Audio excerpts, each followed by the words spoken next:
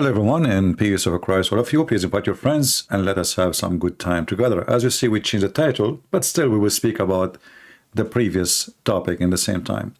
I was looking at my email in, usually this account, I don't open the email really for it. And I receive an email from YouTube.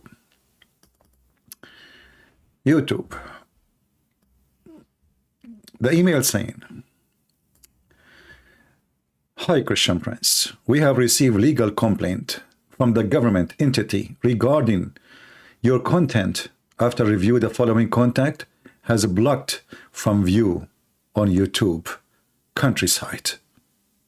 Video, my free gift for 1.3 billion Indian, the deception of Allah. Link in the info." And this content has been blocked from view on the following YouTube country: Pakistan. Victory. You see, they think this is how stupid they are. I mean, we have a country, it's called Pakistan, and they have nuke. They have what? They have nuke. They are afraid of my book. You know, if Islam is a strong religion and the Quran is a miracle, it's amazing. Even a pimp convert to Islam.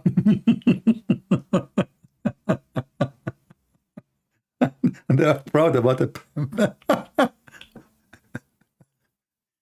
This is not the first time, not the second time, not the third time, not the fourth time.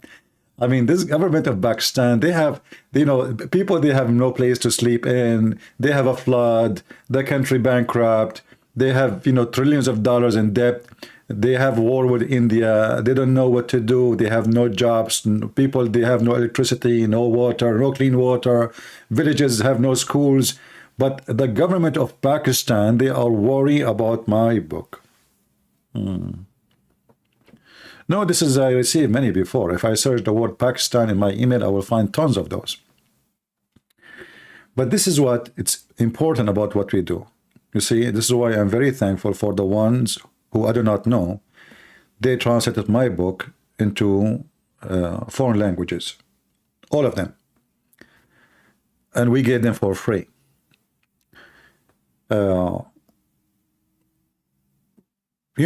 For sure, I can make a lot of money from selling my books, as you know. And, if I make $1 from each book for such a huge countries like India, etc., I will make a lot of money. But I always prefer that as long the Lord, He provide me with my need, I'm rich and I'm more than good to go. You do not need more than you need, right? So the Lord is our provider, and we care for saving the life of people and changing their life.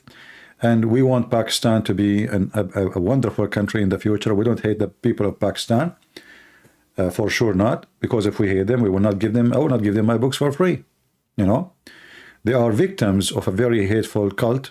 It's called Islam, and this is why we are trying to save them. However, government who don't want you to read, you ask yourself, what kind of government is that? The Muslim, they quote for you a false hadith. They say, the Prophet, he said, seek knowledge even in China, which is very funny statement. Muslims, they say, when their Prophet himself do not know how to read Arabic, and he do not need to go to China to learn it, he just go and ask his uncle to teach him how to read. So Islam is a religion against knowledge, and they don't want you to read. And if Islam is a strong religion, why we need the protection of government? You see, Christians in USA, they don't have, there's no Christians in any country in the world, they have a protection.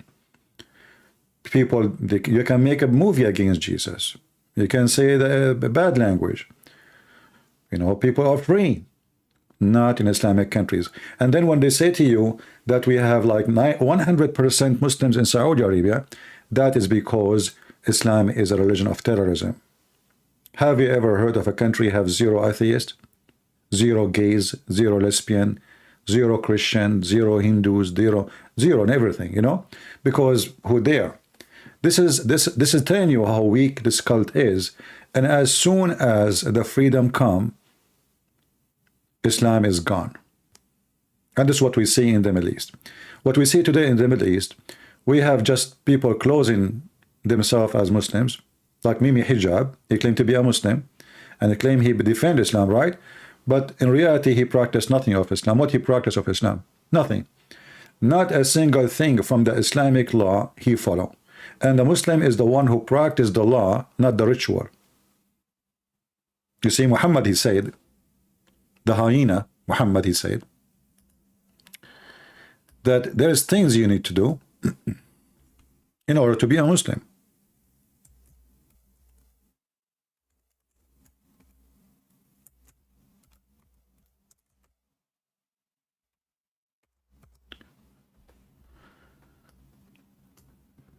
He been ordered to fight and kill anyone in this world unless he accept him as a false prophet and he pay the money, not to the British government, not to British government, not to the American government, not to any non-Islamic government, only Islamic government. You have to pay the money to Muhammad, and you have to pray as he pray, and you have to worship as he worship, and you have to slaughter as you slaughter, and you have to follow the command of Muhammad, which is the one who take Christians and Jews as a friends or protectors. He is one of them, as we see in chapter 5, verse number 51.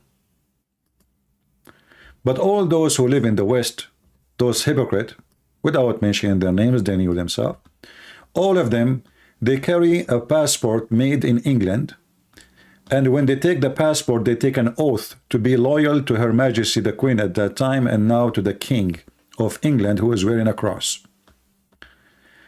O who you believe, take not the Jews and the Christians as your friends or protectors. They are but friends and protectors for each other, and he amongst you that turns them to them for friendship is of them. So all those Mimi, Susu, Dudu, Nunu, all of them, according to Islam, they are ex-Muslims. This is how hypocrite they are. Like right now, Biden, he is meeting with the president of Indonesia, and the president of Indonesia, they have a center for the CIA in Indonesia, and they share a lot of information about terrorism with the USA, and they are subdued to America in many ways, and they depend on a lot of help from the American. Same as Emirat, Bahrain, Qatar, Kuwait, they claim that they have a state really, but in reality, they don't have a state. As an example now, the Crown Prince of Saudi Arabia is trying to be more close to the Chinese. He want to be living like an egg, and the Chinese a chicken, or the rooster. So they always have to be a chicken of somebody, otherwise they have no eggs, and their eggs cannot be hatched. So who is the Muslim left in this world? Zero. None of them is a Muslim. However, if a book is making you have fear, and this is my book, that should encourage everybody to get my books. And I'm talking about people in Pakistan, in India, those who speak Urdu or whatever language. Get my books. We have a long list of them for free. Read, my friend, educate yourself, educate your children, and let the world see the truth, and the truth will set you free. And actually, can be the best advertising for my free books, so people around the world, they can read them, because you need to ask yourself, if this book is nothing, why they want to ban it? You know what I mean? If this book is stupid, it's nothing, so, you know what I mean? But because this book demolishing the hyena Muhammad, demolishing this filthy cult, this is why they fear people reading it. But do you think in a country like Pakistan, Pakistan, everybody in Pakistan, they go on the internet and do their search illegally. They cannot ban anything. I mean, all of them, they use proxy software, etc. According to Google, #1 country in the world, they search for sex with donkey is Pakistan. Rape is Pakistan. So, and the funny is, Pakistan, they are banning my book, but not sex with donkey. I mean, how Muslim they search for sex with donkey in Pakistan? It's okay for the government of Pakistan, but my book is a problem for them. What is the problem? So you know, here we see that fear have a reason. The fear have a reason. In front of us, we have two idiots who they claim that they are Muslims, but in reality, none of them is a Muslim. You know, where are those people? I mean, look at Turkey, Erdogan, who he claimed to be the Islamic leader. But the biggest center for the CIA and the Mossad in the world is located in Turkey. Turkey is #1 country imports steel to the Israeli so they can make their weapon, so they can fight the Arab. #1 importers for steel. Erdogan, not long ago, you know, he announced a new era with the Israeli, and they want to encourage Israeli businessmen to come to Turkey. Erdogan, he never closed one nightclub. Just go right now and search for nightlife in Turkey, and you will see what I'm talking about. So all of them, I mean, this guy now, Imran Khan, is not a prime minister anymore, but I think the ban of my book happened because this is an old email, I guess. Let me see what the date. Let me check.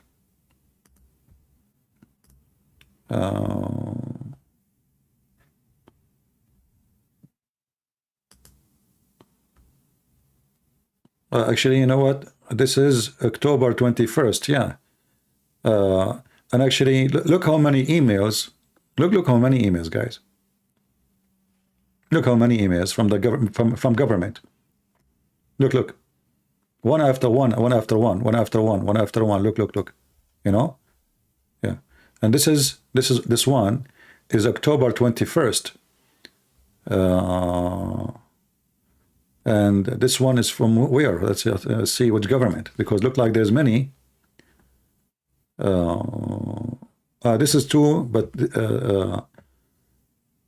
yeah, this is to another video blocked in country of Pakistan.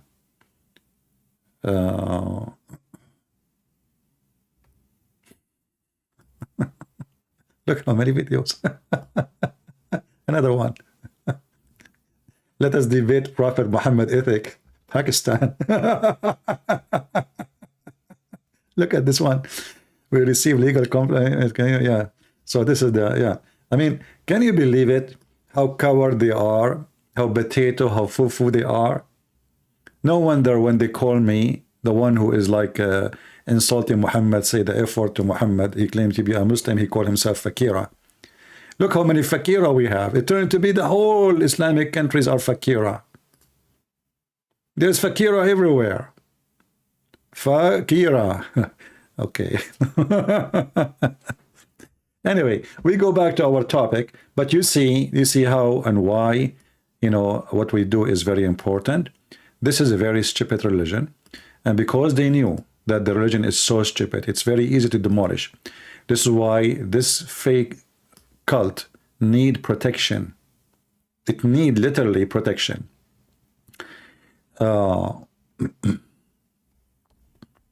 Yeah, actually, I wish that millions of people in Pakistan, they will go and they have signs against me. That will be my dream come true. I challenge them. That will be so beautiful. You know, will be the best advertising.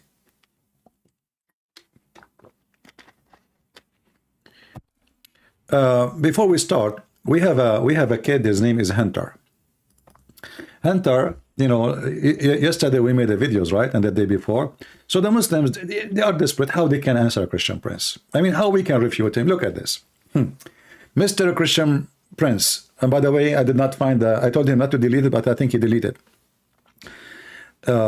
My comment again. Isaiah 7:20, your biblical God will shave your private part with a razor blade.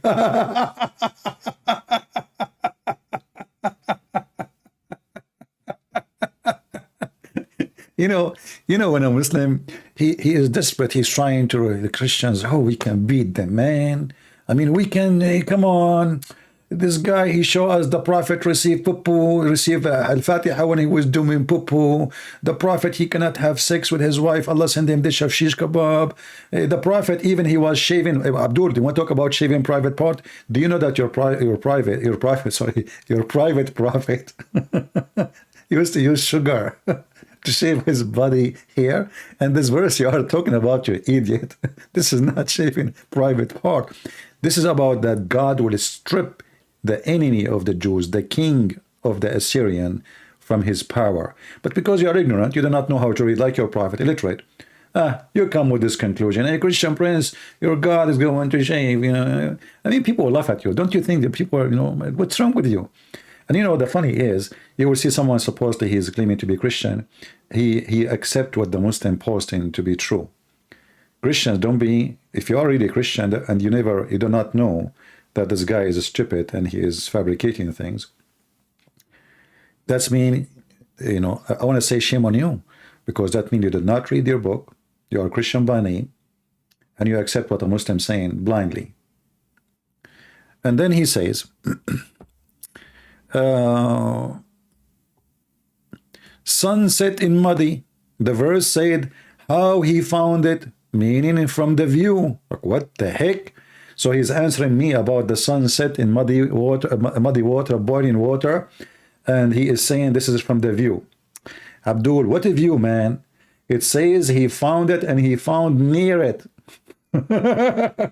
And not a view, it's a spring of water. You see, when Zakir Naik says, Brother Thitter, if you go and look in the ocean, you will see the sun going in the ocean. What do you think, brother? You think that the ocean, the sun is going in the ocean. Abdul, what ocean? The Quran says a spring of water. Spring. Ocean is not a spring. Spring usually is a little spot of water where the water coming from the ground. There's an old legends about the sun going, you know, like, you know, people they see like in a volcano area where water is boiling, muddy, hot. So the sun take its heat from there. It disappear, but obviously it goes there. So you're a stupid prophet, and he confirmed it in the hadith. And we will go to the book of Joshua so people, they can laugh at you. This is your prophet.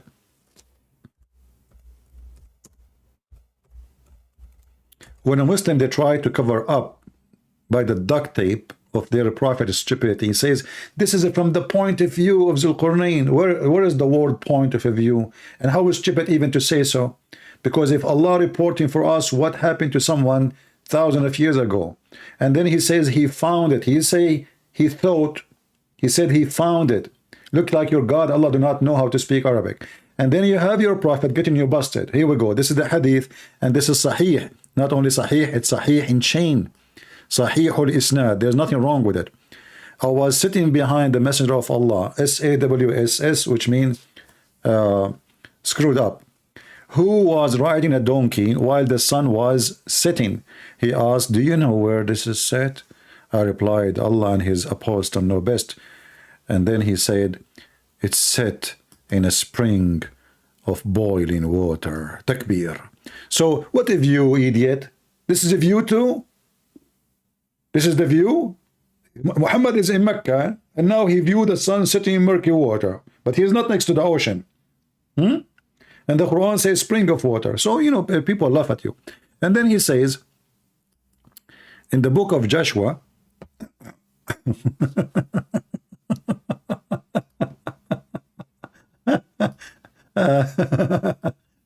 you got to love the Muslims. You know, they are funny. Oh boy. Where is the other one? Hold on. I'm trying to find the other one. Yeah, okay.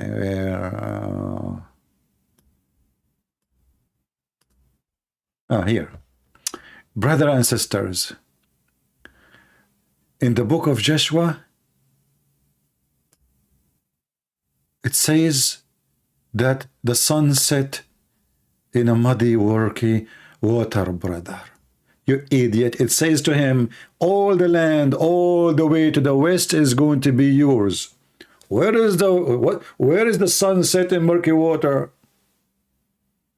All the way to the west is going to be your land, from the wilderness, and this is Lebanon, and as far as the great river, the river of Euphrates, all the land of etc., all the land of this, and even all the way to where the sunset is going to be yours. You see how silly they are? Do you see how desperate they are? Abdul, stop eating fool, potato. Let us go to something else.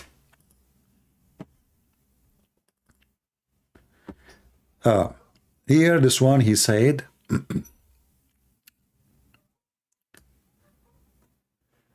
are there not on the other side, Jordan, by the way, where sun goes down in the land of Canaanites?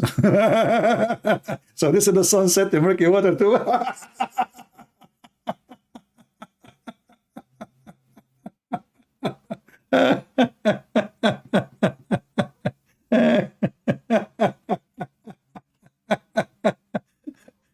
You know, I mean, they are so desperate. They are like anything, anywhere it says like the sun goes down, that's the sunset and murky water, brother. Like, but there is no water, there's no murky. It's about the sunset, the set go down.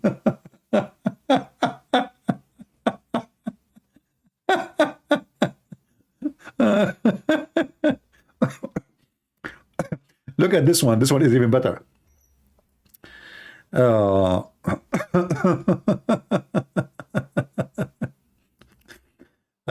You are not even a threat to hijab. You cannot even stand ultimate fart. My friend, I am the one who called your potato hijab, and he is the one who hang up on me 7 times in less than 10 minutes, and he is the one who run away. So your potato hijab got busted by me with no mercy, you know. And even not only that, when this coward, he decided to frame me, he said, the Christian prince, sexual predator, he is asking a woman to take off her panty. I was showing her prophet quotation, and I said to him, when I called him, I was quoting your filthy prophet. He hang up on me, the coward son of Muta. So what hijab? He don't dare to take a call from me. I'm the one who called him. Go check it out, potato. What hijab? An ultimate fart is the one who says the MF word to your prophet just 2 days ago. Go watch the video, it's still there. We did not even take it down. He gave me an example how his prophet disobey Allah. And he said to me, there's a bigger brother and there's a younger brother. And the younger brother, he did something wrong.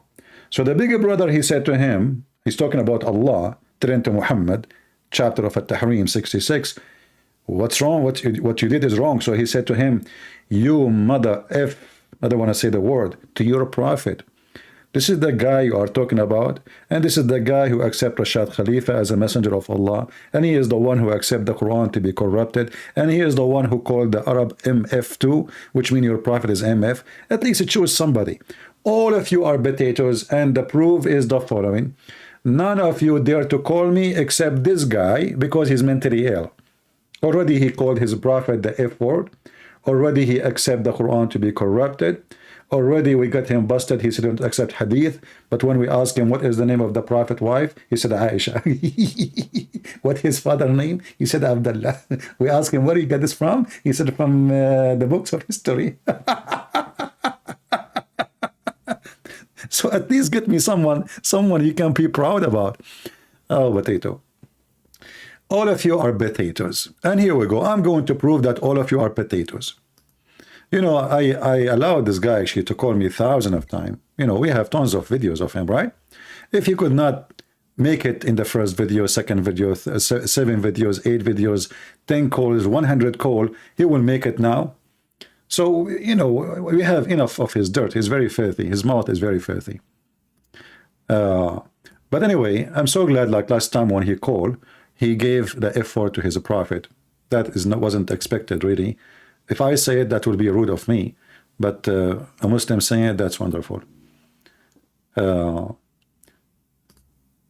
right. If there is any Muslim, my Skype is open. Only Muslim, please. And, you know, Muslims always, when they try to speak and talk about the Bible, we find what they say is laughable. Look at this guy as an example. The same guy, his name is Hunter. He says, respond to Christian prince. According to the Bible, God said, I have man, human, image. Genesis 1:26. You stupid idiot. We Christian, aren't we the Christians who believe that God have an image of a man? What's wrong with you? So he's counting for me. Not only that, let me show you, you stupid prophet, quoting the Old Testament, word by word. The same exact verses you quote for me, you're a prophet, he quote and put it in his book. And then the Muslim, they try to fix it. They say this is not what he meant. Here we go. The Messenger of Allah reported, when any of you fight, he must avoid the face of God, for God, for the face, for God created Adam in his own image. So the same verses you are quoting me from the Old Testament, Muhammad is quoting, and obviously you Muslims are a fraud. So in one hand you say Allah is not a man, in the other hand you say, okay, Muhammad is quoting from the Old Testament, saying that God created Adam in his image. If I go right now,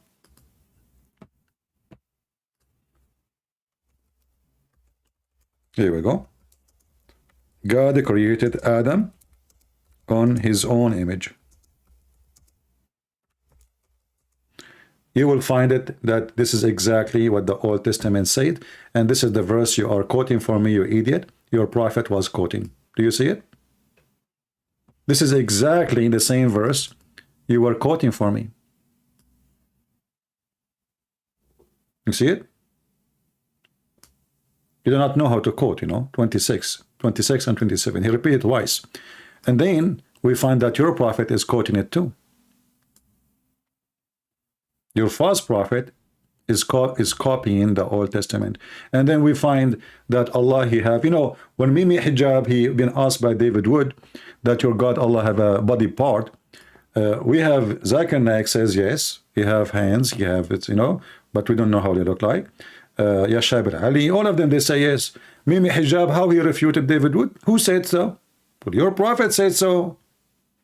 You're a prophet, he said he have a foot. The funny thing about you Muslims, when one of you he lie, you support his lie in order to make yourself look like you won a debate. And that's what happened when you debated David Wood.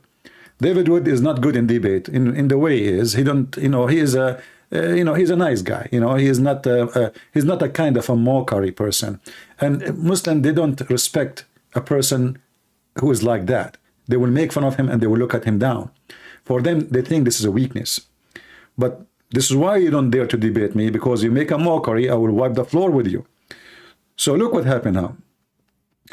Allah have a foot. If I play the videos of Zakir Naik, or the video of Sheikh Asim, or the video of anyone,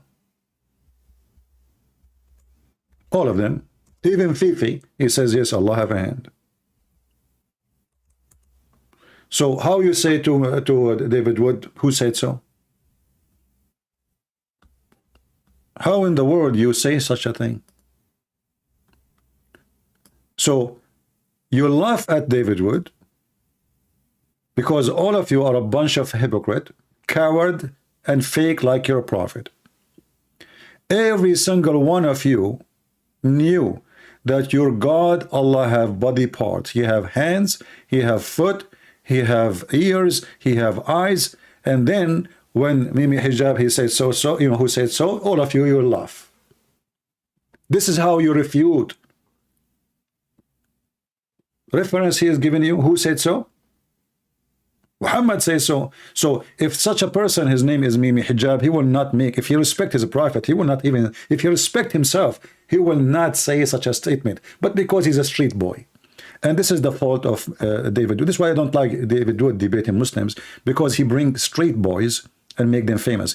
For me, I don't consider me talking to someone as a debate. It just, wiping the floor with them. I'm not debating them. None of you dare to debate me. I don't have a debate in any way with anyone, because none of you dare. A debate, have to have it between people who have knowledge, and none of you have a knowledge.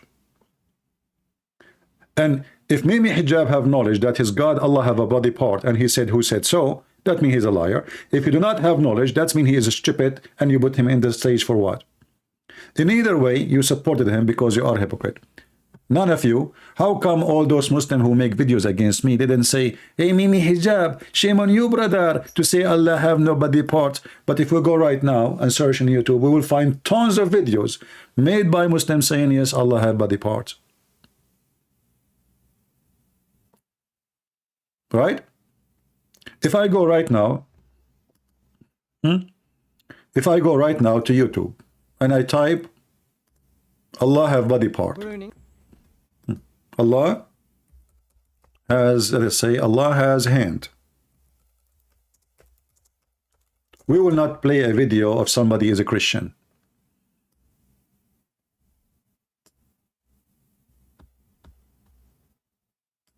You know, we will not.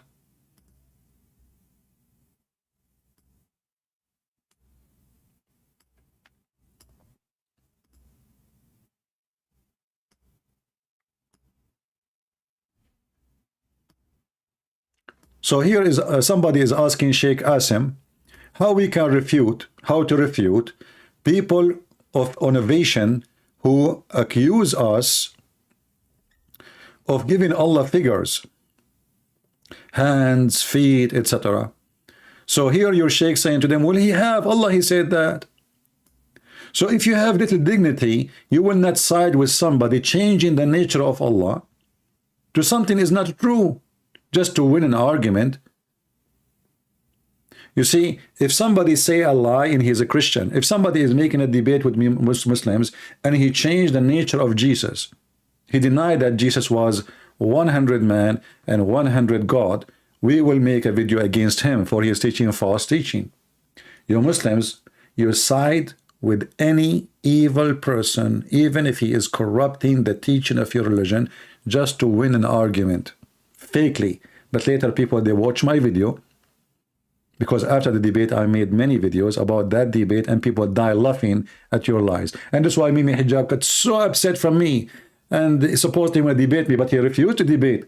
The coward, he did not debate me. Did you say that? Hang up on him. Did you say that? Hang up on him, because he was very much intimidated. He brought 5, 6 Muslims sitting with him in the room, and Ali Dawa, his girlfriend, next to him, and I did not even ask a question.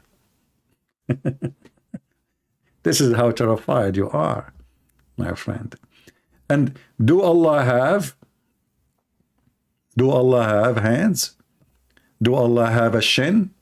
The answer, yes. And this is the website of Sheikh Asim. We give him a credit for his video, and you can listen to it all. A leg. يوم يكشف عن. A leg. That he has a shin. A leg. That he has a shin. A leg. If I play the video, all of it, you will die laughing. So, in one hand, the Muslims, when they debate Christians, they deny the nature of their God, the look of their God, that Allah have a shin, Allah have a hands, Allah have 5 fingers, Allah have a foot. But we have million videos in YouTube made by the Muslim sheikhs, and they are Muslim Sunni, like Mimi Hijab. So, my friend, this is a proof one thing, that Muslims are not decent to believe in what they say. They lie. They lie. Is that correct, guys? You see, this guy is not a Shia. This guy is not a Shia. This guy is a Muslim Sunni like Mimi Hijab. So, why all of them, they say Allah have leg, he have a hand, he have a shin, but in the debate with David Wood, they deny, he says, who said so? Just ask yourself why. It's a mockery. It's dishonesty. And this is what happened when you have a street boy on the stage. And he knew that every Muslim will support him, even though every Muslim knew that he is lying. For this is the nature of the devil. The devil have one nature. He is the father of all lies, and those are his babies.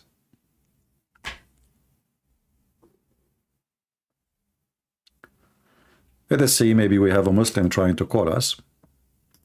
We hope so.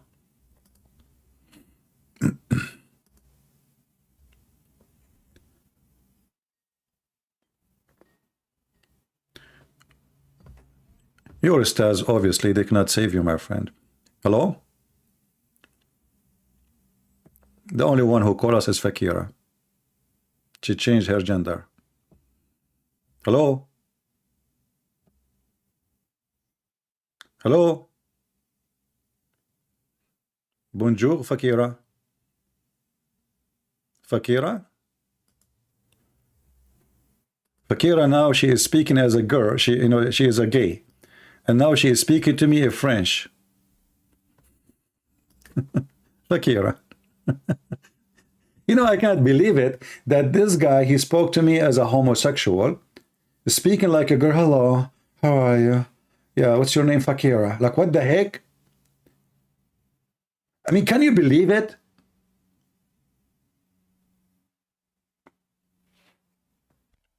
There's a more than 1 billion Muslim. We got nobody except Fakira, who don't accept any tafsir, any hadith. You don't even accept the Quran we have in the screen in front of us. We accept only the Quran of Rashad Khalifa. We got Fakira. I could not believe it that he changed his voice to speak like a girl. Fakira. And then he called me again. He called himself Helen. Like, what the heck?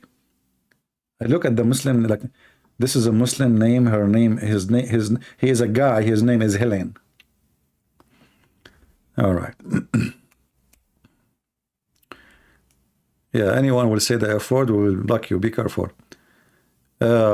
So do we have any Muslim, really, any brave Muslim would like to call us and tell us anything good about Islam? We accept all.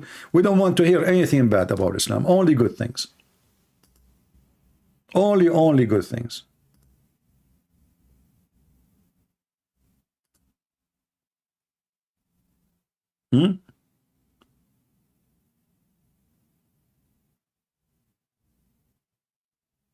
What do you think?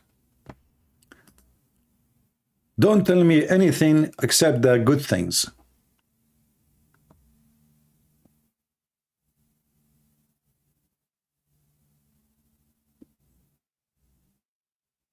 Anyone? For me, I always appreciate the honesty of Muslims. Yeah, laugh. Yeah, it's time to cough. It's time to cough when you lie, huh? The honesty of Muslims. Yeah. The honesty of Muslims shows everywhere. As an example, once I said to myself, I need to go and see the grave of our grandfather Adam. But nobody have his grave except the Muslims. Brothers. So I decide to go and look for it. And I found all the graves you want. Look at this grave. This is a Prophet Imran. This is a Prophet Imran. This is the father of Mary in the Quran. Look how tall he is.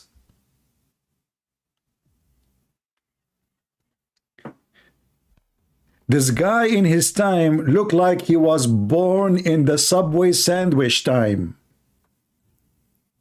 I mean, they don't know how to lie. Even the grave is like, what the heck is that?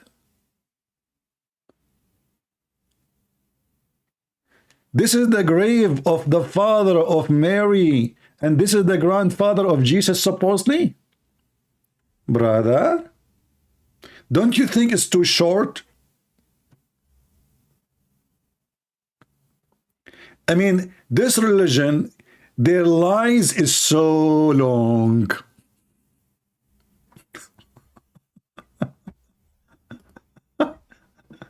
Look what it says here. Prophet showed the tomb of a Prophet Imran in Oman. Prophet Imran, the father of Mary, he died in Oman.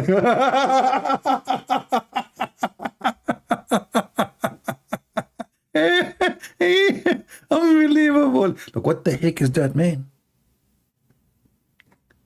What happened? He was looking for oil there?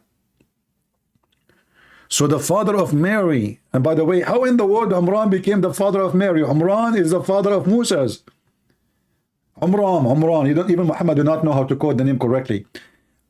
Because the Quran says that Umran, which is the father of Musa, is the same father, is the same person, the father of Mary. That's why the Quran says to Mary, "O sister of Aaron." That's why the chapter in the Quran speaking about Musa and Mary, etc., is called the chapter of Ali Umran, which means the family of Umran, because all of them, they are family. Brother, history can be taken only from the honest ones, and the honest ones around the world is the government of Pakistan, or the government of Oman, or the government of Saudi Arabia, and the Muslims around the world. You know, they have a grave. Look at this. This is Adam and Eve grave, brother. This is a grave of Adam.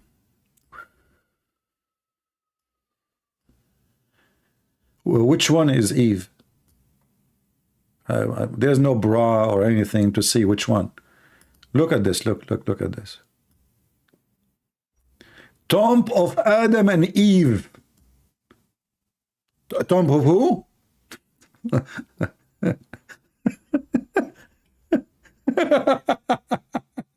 Listen. Tomb of who? Adam and Eve? I mean...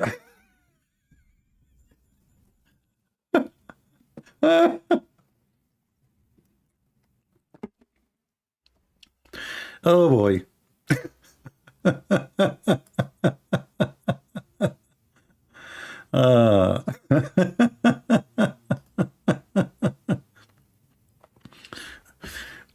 Oh boy.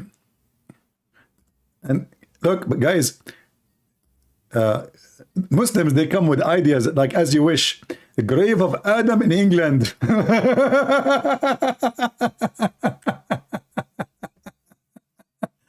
Look at this one. This is a different one.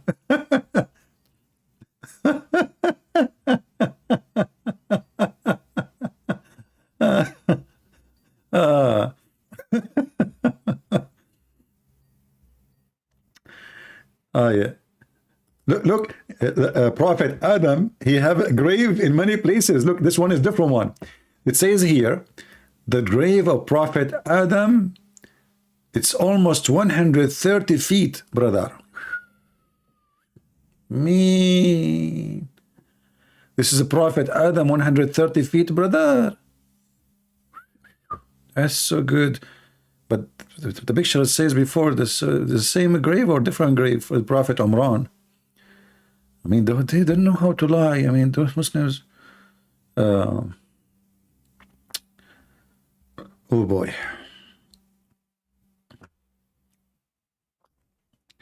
So who is the Muslim would like to call us, and he can lie as much as he wish.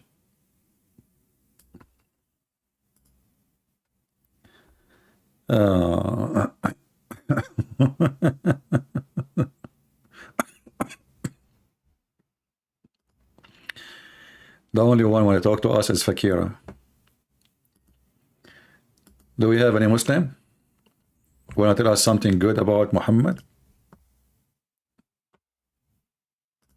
Any Muslim would like to call us and tell us something good about his prophet, the best prophet in the world, the most amazing, the so good in bed. According to scientific study, the best prophet who can have boom boom in the world, it was Prophet Muhammad, proven to be true. He used to do boom boom to all his wives without even washing, and at the end he finished by washing himself. He was so clean. You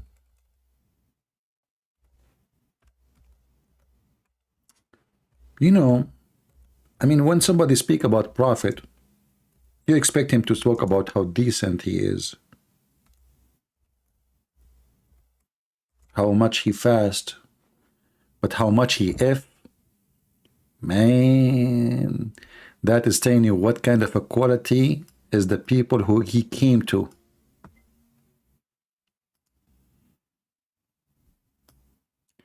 Anas said, the prophet used to have intercourse with his wives with only single washing.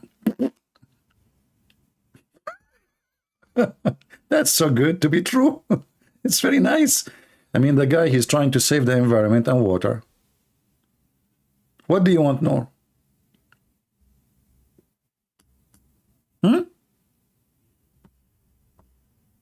He goes sleep with all his wives.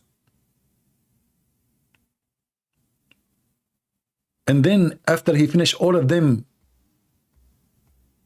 he take one wash. How many a night? How many women? Look. The Prophet used to visit all his wives in one night, and he had nine women in one night. Somebody saying why you are calling me. What you are saying to me confusing. Okay, let me block you. Why you are calling me? Why you text me? Stupid. A Muslim is texting me and you are saying to me you are confusing people, and then when I call the Muslims he says, why you are calling me? Okay. He play victim. Me. The Prophet used to pass by, between two brackets, have sexual relation with all his wife in one night. And at that time he had 9 wives at one night. What the heck is that? This is at night time. When Muhammad he pray, when he talked to Allah, when he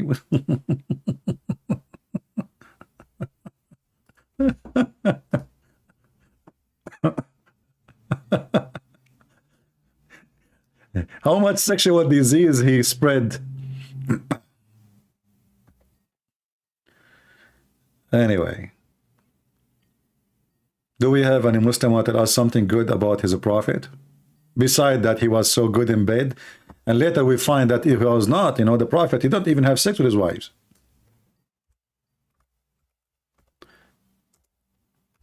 The hadith says that the prophet, he imagined himself having sex, but in fact he did not.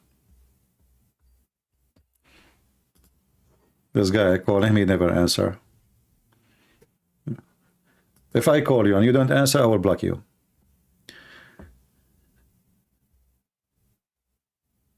Aisha, she said, the prophet continued for such and such period, imagining that he had sexual relationship with his wives. In fact, he did not. Did you see it?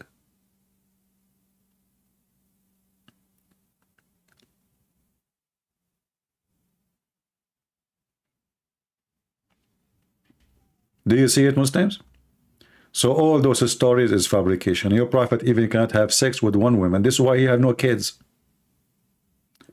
So the Muslims, they say that Muhammad have many kids and they died, and they say like he have daughters. Those are lies. You know, none of those are the children of Khadija before him, the daughters, including Fatima. And after that, Muhammad, he have 0 kids. Those are kids from slaves, and those slaves, they sleep around, not only with their master. Muhammad is an impotent. Imagine all the wives he married, including Aisha. All of them, they are young except Khadija. This is why they cannot be his kids, because Khadija was old when he married her. And there's second wife, her Sauda, she was old too. So both those, they cannot have kids. But the rest, all of them, they are young. So all the women, including all the women he raped, not even one of them, she gave him a child. Do we have any Muslim would like to talk to us?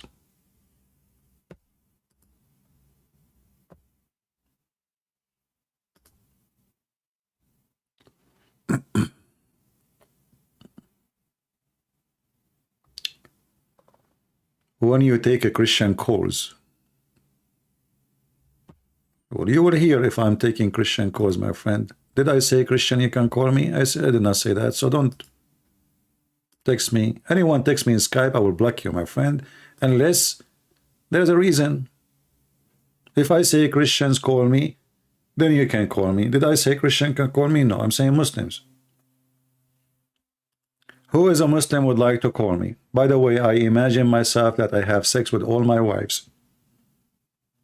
And then when I woke up in the morning, I found that I was holding the Quran.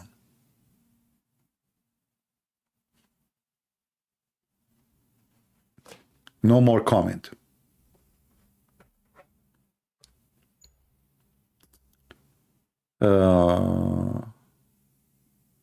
Don't use bad language, my friend.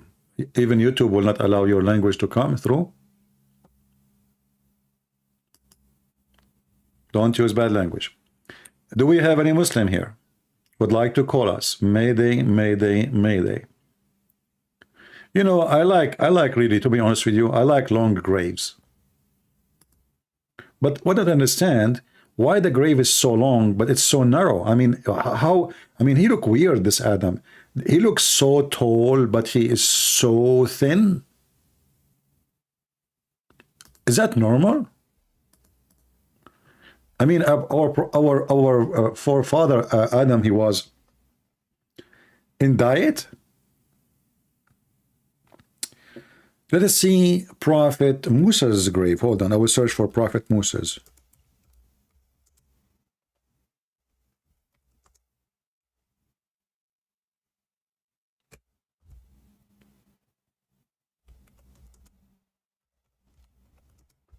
Muslims, they have a grave for everybody.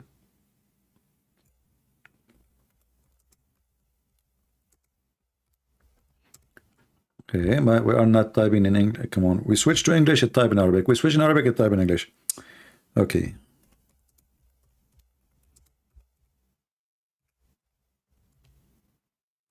Let us see what we will find. Oh boy.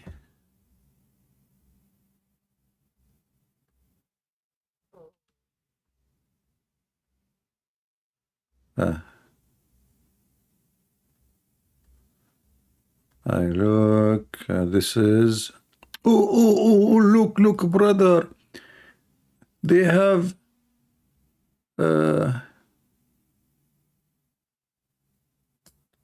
this is the grave of a Prophet Ayub. Look. I found the grave of Abraham. The Muslim, they have the grave of Abraham. So the grave in Jerusalem, this is for who? What the heck is that? What is this one? This is the grave of Abraham? Man. Omar Rabbi Omar.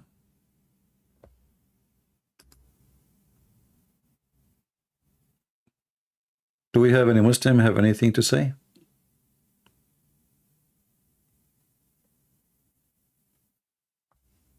Hold on, I will search for my grave.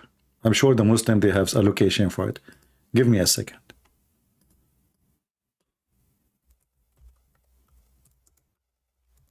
I mean, those people, they lie about everything.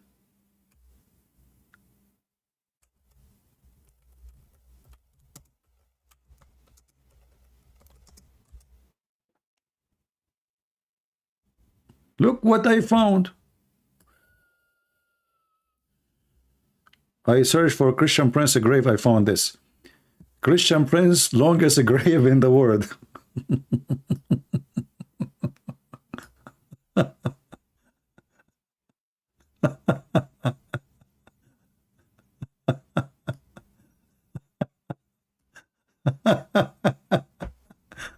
Oh boy.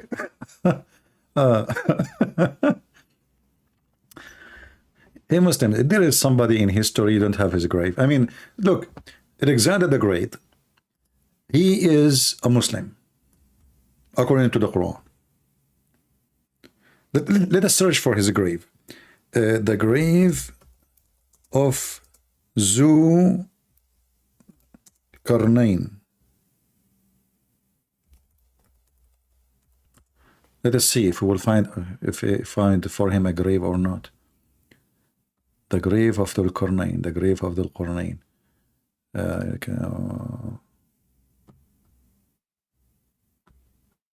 is no grave. Okay. Let us type it in Arabic. Hold on. Qabr the Qarnayn.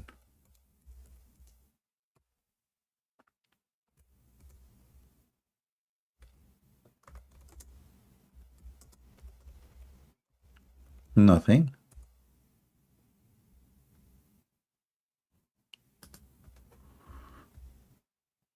What the heck is that? Brother, the Muslim, they found the dam built by Dhul Qurnayn. Look, look, look. I was looking for his grave. No, no, no, hold on. I found something. I found just something now. Scientists, they discover the face of Dhul Qurnayn. Look at this. It's YouTube video made by Muslims. Brother, this is Dhul Qurnayn. Look at him.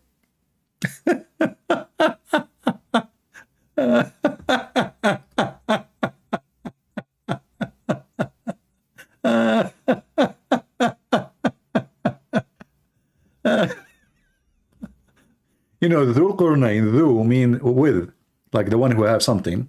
Al Qurnayn mean the two horn. So the stupid Muhammad, you know, there is a story written by somebody from Syria, sorry, about it's a fiction story about Alexander the Great. Then the Roman, they used to wear a hat with a horn just to scare the enemy. So you know, he called it such a title. Muhammad, he took it, he put it in the Quran. Oh boy.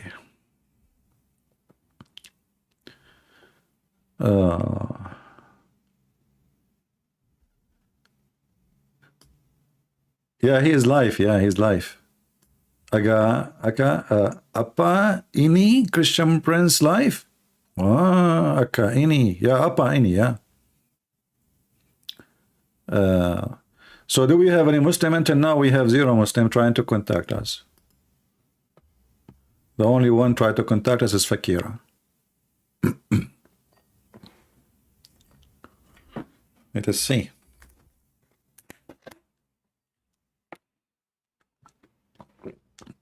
Hello? Fakira? Hello? Hello, Fakira?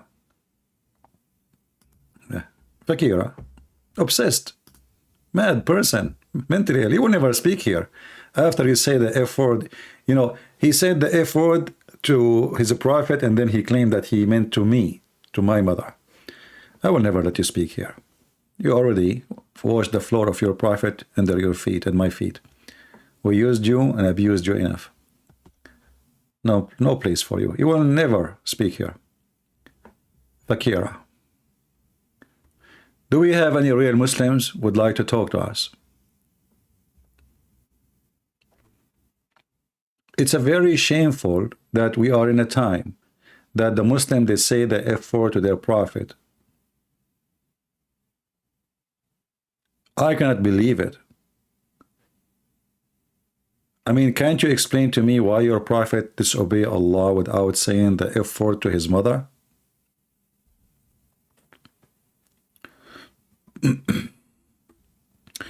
Do we have any brave Muslim would like to call us? Anyone?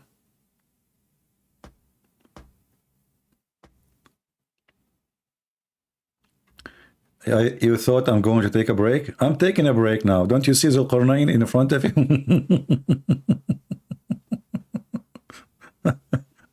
What do you want more? That, and look, the Muslim, they found the dam which Dhul Qurnayn he built, brother. Look at this. This is the dam. You know what the funny is about those Muhammadan?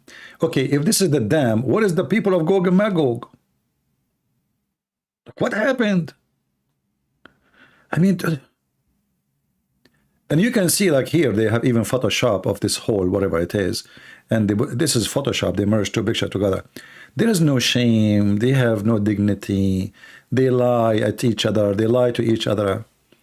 How did Muhammad die? Abdul say he did not get poison. Can you explain how to refute Muslims' answer to this? Well, I do not need to refute the Muslim, my friend. When the Muslims, they say that Muhammad did not die by poison, they are accusing their prophet of being a liar. Because the one who said he died by poison, dying by poison, is Muhammad.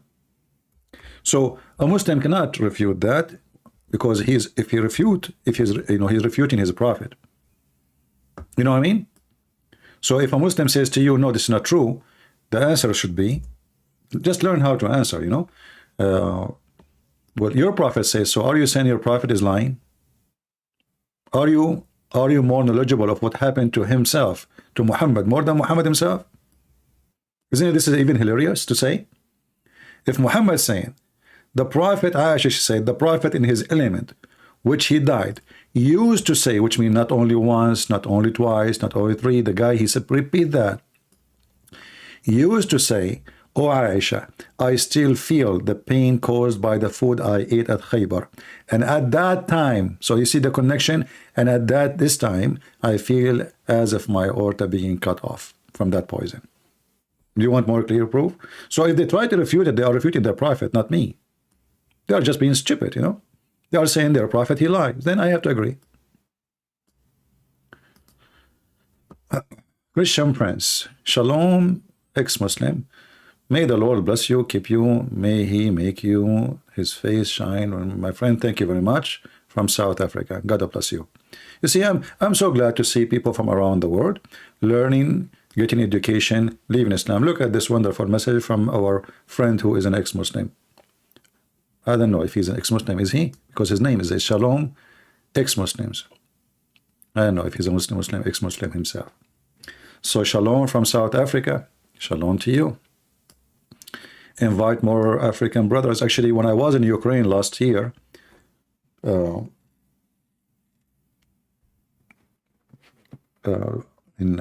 did a seminar. I think it was July. I did a seminar. There was only 3 Ukrainian, and the rest, all of them, they were African student, you know. And some of them even they were ex-Muslims. And you know, those students include you know, boys and girls. They are studying medicine, studying doctors, pharmacies, engineers, very quality people, you know. So we have a very good time. I was supposed to do one-day seminar, you know, like 2 hours, and then I spent the whole night. And then I did the second day because they like it very much. So I did 2 days, as I remember.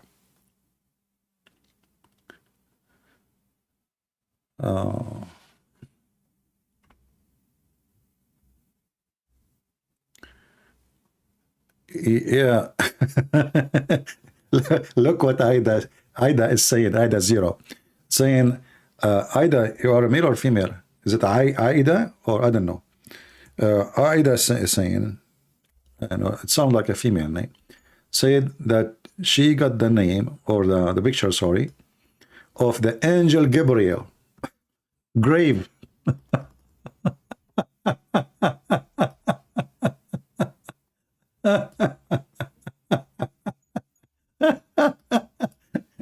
You know, the Muslims are really hilarious.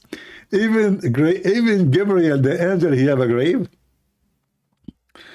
Oh boy.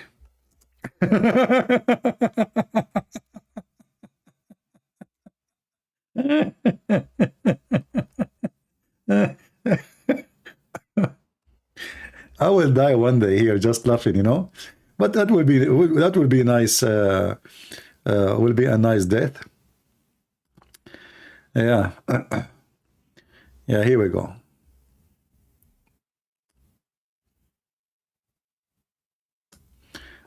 Let us introduce to you the grave of the angel Gabriel.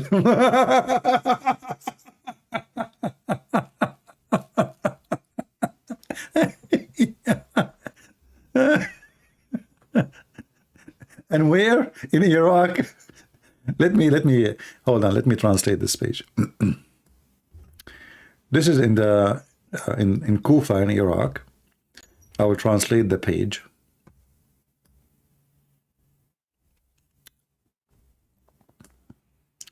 The shrine of Gabriel, peace be upon him. But here the translation says king. In fact, it says malak, which means angel, malak, you know. So the shrine of the angel Gabriel, peace be upon him, located at the 5th cylinder in the great mosque in Kufa. All right. So who of you want to go and visit the angel Gabriel?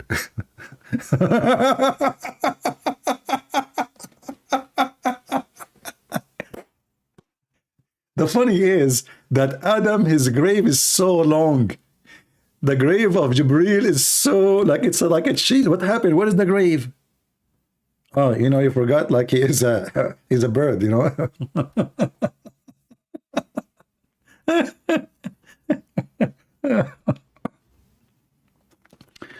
Are we going to find the grave of Allah soon?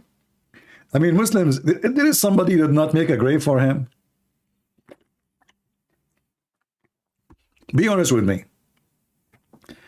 If there is one person in this world don't have a grave for him, anyone is famous, anyone, they have a grave for him, and they visit it, and they cry there, and they pray there. And you imagine how many people, they come here and they touch the stones, and, you know, Jibreel alayhi salam, Allahu Akbar, you know, and says here, pray and bow down, you make two bow here, bow down, twice, please, bow down, you know. It says here, مقام جبرائيل عليه السلام صلى فيه ركعتان. Maybe here they don't mean a grave. Maybe they mean that he prayed here. Maybe they mean that in this place, Jibreel, he bowed down twice praying. That's deep. Man. The grave of Muhammad, yeah, the grave of Muhammad is in the city of Medina. It looked horrible, actually. You know, the grave inside, outside it looked nice, but inside looked horrible. Let us see.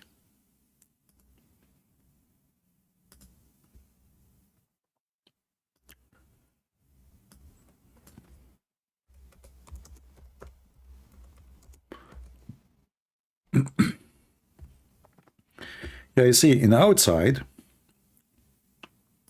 I will show you both. In outside, they have this wall, which supposedly look, you know, look fine, you know. I mean, but if you look inside, the room look horrible. This is the room inside. It's just dirt. You know, they just throw him there, bury him there. This is the grave inside. And this picture was taken when they found that the walls inside the grave, the older grave, is collapsing. So they had to open, because there is no door. There is no door for the grave. There's 4 walls. And then, I don't know which caliphate, he made a roof for it. And then since then, nobody opened it. And then one day they found that the wall is collapsing. So they have to fix it. Where is Allah grave? I don't know. How he can die if he doesn't exist? No. Yeah. So supposedly where they have the red dot there is the grave of Muhammad.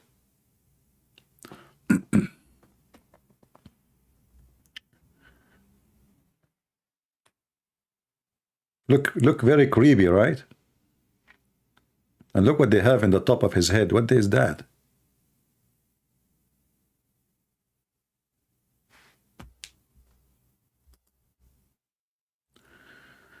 Our sister here saying, you see, I don't have the option to put a comment in the screen as like those programs, but still I prefer the program I'm using because I can zoom more in the chat, in the text, in the like on the screen when we are teaching. The other ones, they don't really do good. That's why I prefer this one. So our sister here, she is saying,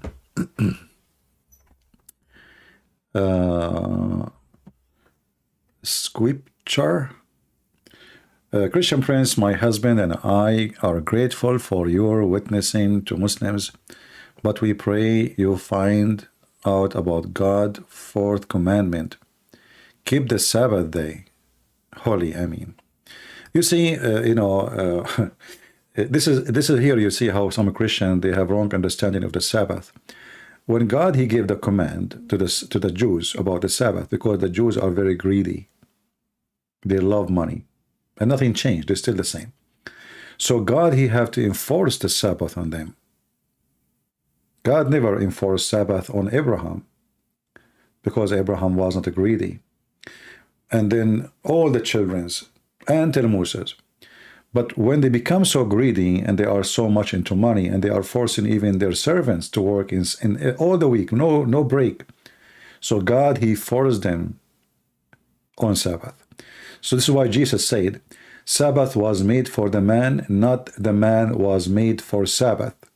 And here our sister, she think that the same as the Jews think. Because Jesus and the disciples, they work in Sabbath. They heal people in Sabbath. They preach in Sabbath. So she think that Sabbath is the way the Jews, they think, which is very wrong. God bless you, sister, but I hope you understand very well that you have a very wrong understanding. God do not need your Sabbath. It's you who need it. And any day in the Bible, any day you give to the Lord is called Sabbath. This is why many of the naive who do not know the Bible very well, they think when the Bible said that the second day was Sabbath, when Jesus was crucified, they think it was Sabbath as Saturday. Sabbath is a holiday, any day. And all time we do here, we sit here, we speak, the purpose is to save Muslim, that is a Sabbath. So my sister, with my humble advice to you, you do not know what Sabbath mean. Sabbath is any day, any time you give to the Lord, is not Saturday. So don't be ignorant the same as the Jews, and don't follow the law blindly without understanding the law.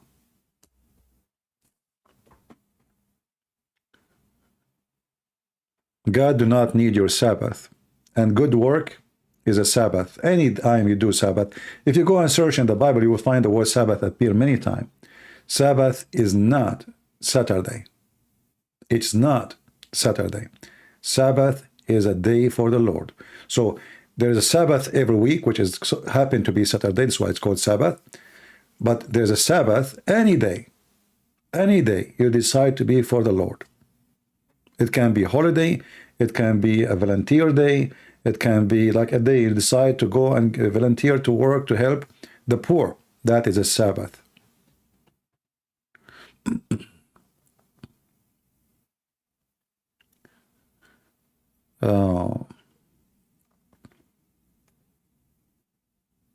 So let's say, if I go with, I do not need to research scripture. I am the person who can search for you. I just gave you the answer. You go and search. Go and search. You do not know what you are talking about. Sabbath, it can be Saturday every week, but Sabbath is any day you give to the Lord. Jesus was not crucified in Sabbath. And even some Muslims, they say, some Christians, they think that, how many of you know about the Good Friday? Good Friday. But what people do not know, that's, our timing is not the same as the timing of the Jews. As an example, today, like now, in 2 hours, 3 hours from now, 2 hours, is going to be 12 p.m. Tuesday for me. But for the Jews, it's already Tuesday, because they go by the sunset and the sunrise. So people until now, they think, when they speak about the time, they think about the time we have, the calendar we have. Their calendar is different from our calendar.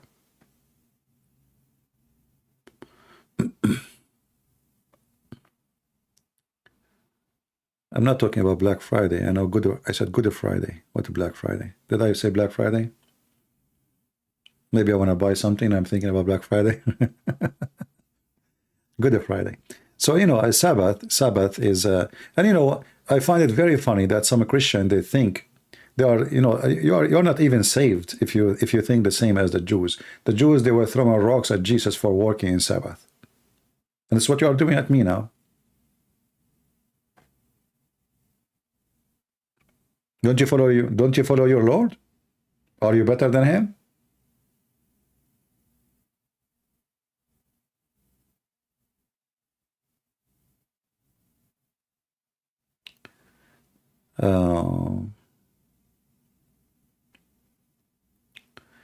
Yeah, Sabbath, mistakenly, Many people, they take anything in a very naive way, without searching.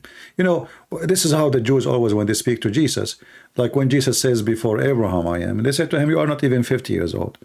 So they didn't get, what he said, before Abraham I am. They are looking what? They are looking at his age.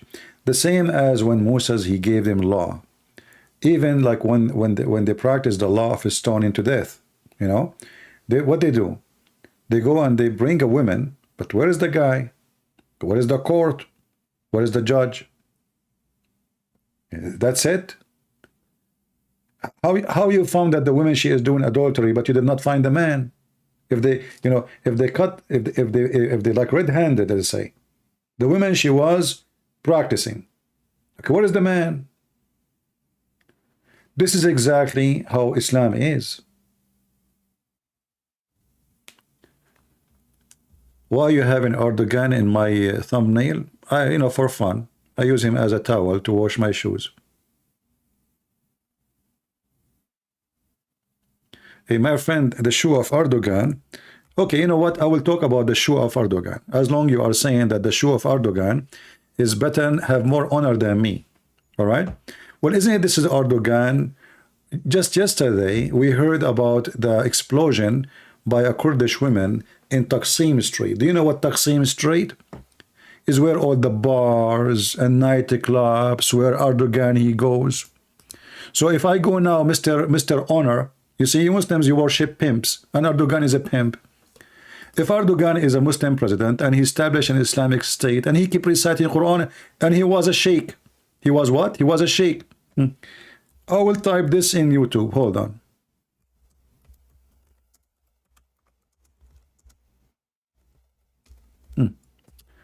Erdogan, how long he is a president for Turkey? How long he is president for Turkey? This is your Islamic state of Turkey.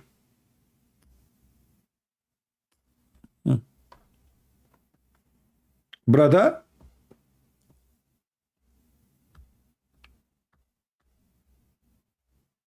which bar you like to meet Erdogan in, with the one who have high honor? Turkey is a very well-known country for prostitution, scam, human trafficking, drugs, everything wrong. And you are telling me he have honor? Will he have honor for you because you are a pimp like him? Obviously. So in the opening, they claim to be Muslims.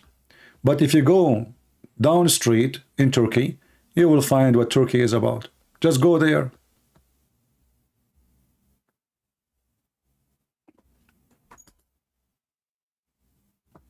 Rumors? It's in front of you. Guys, it's rumors.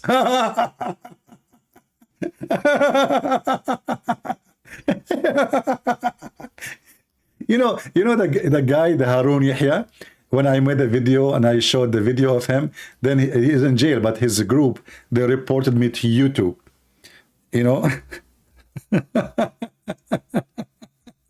Rumor, where was Erdogan when this guy was his friend and asking people to vote for Erdogan all those years? And all of you Muslims, you start copying his videos and his books about Quran and science. This is an Islamic TV station in Turkey. This is not supposedly a prostitution TV station. This is an Islamic TV station in Turkey. This is the founder of Islam and science on the world. All of you Muslims, you follow him. Rumors?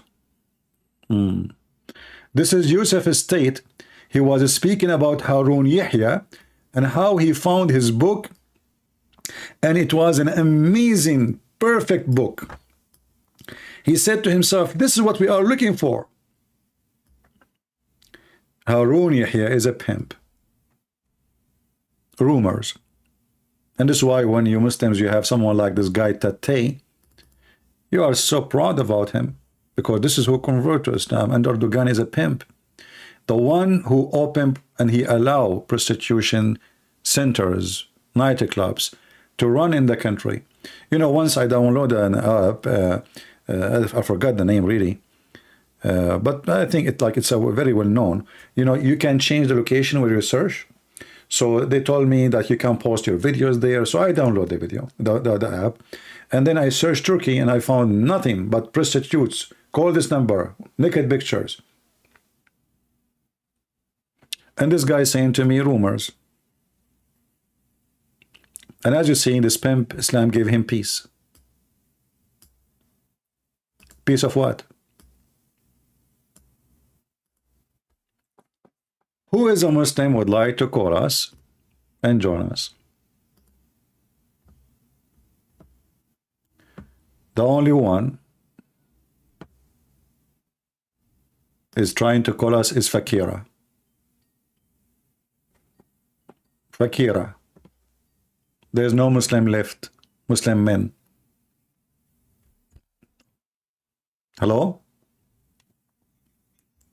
Fakira, he's saying the F word. Come on him. Right away he said the F word. This guy is losing his mind, Fakira.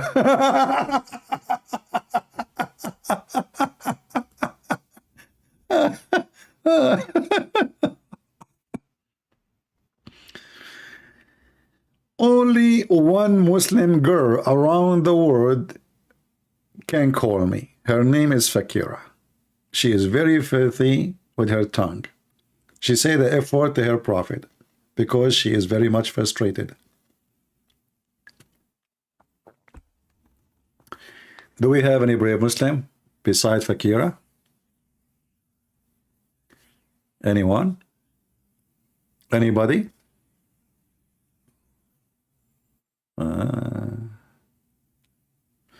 Dr. Zakir Naik, meet Harun Yahya. Look at this video. Now, if you ask them, they would say, no, I don't care for him. You know, Ahmad Didat, he wrote his name in his book. He wrote even what his study in his book. Ahmad Didat, he wrote even the Rashad Khalifa and his all the scammers. I mean, it's a corporation of scammers. And brother, I'm going to change my business. From now on, I'm going to defend Islam, and I will open a da'wah channel in Turkey. And I will hire some girls to promote the da'wah channel. Look at this. Look at my admins and look at those. I mean, this even life is not fair, man. Honestly, life is not fair. Look at my admins. I have Sheikh Ahmad with his beard, you know. He looked like Solomon. And look what this guy is doing da'wah.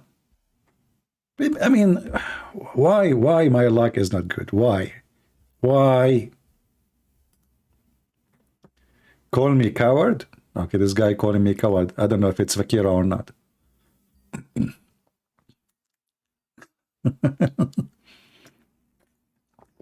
Hello?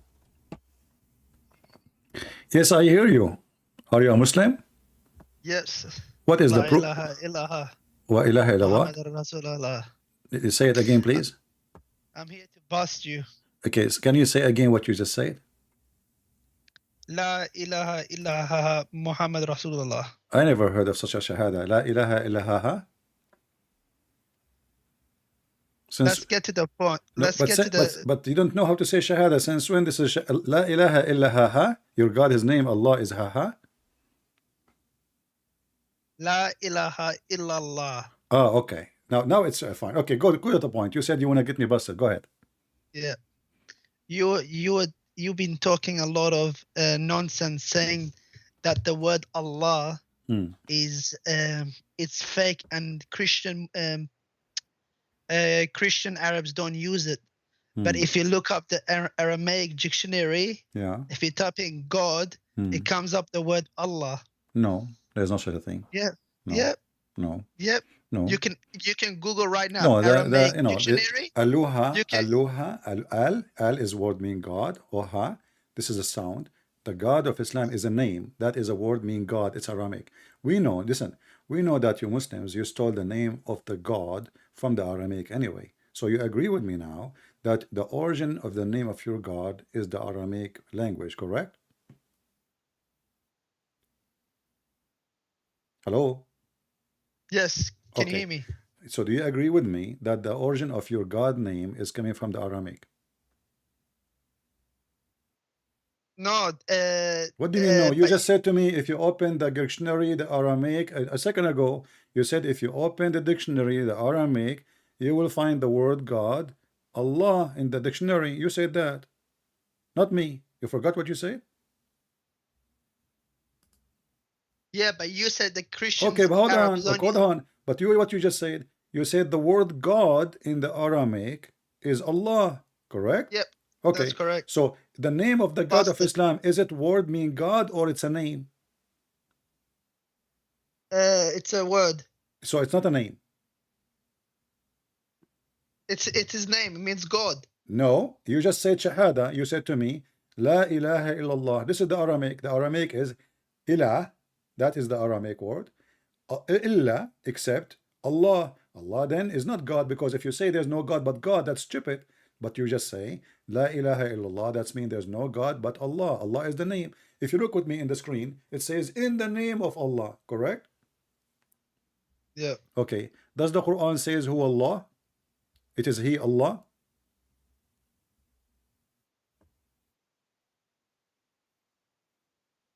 Give me one moment. Why you need one moment for what?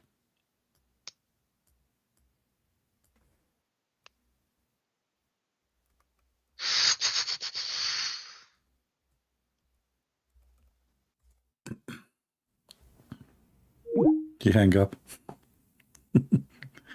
A second ago he was saying to me, call me coward. The conversation did not go as he wish. That was fast.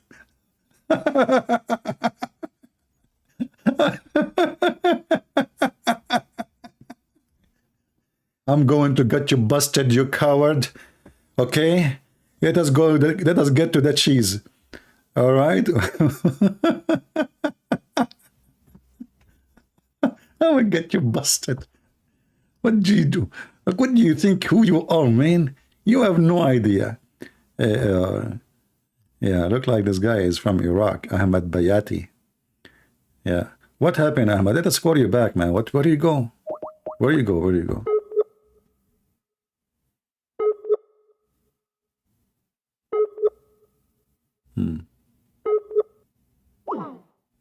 He is even offline now.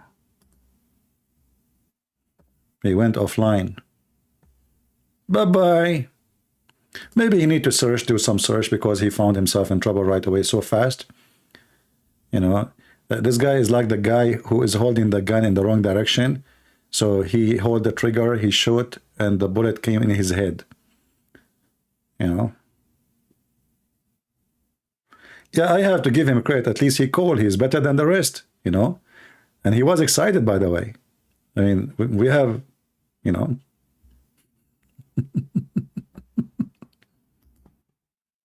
Yeah, we know, we understand, and this is true, that the Muslims, their God name is coming from the Aramaic language. But this is when the Aramaic people, they used to worship the moon god, you know.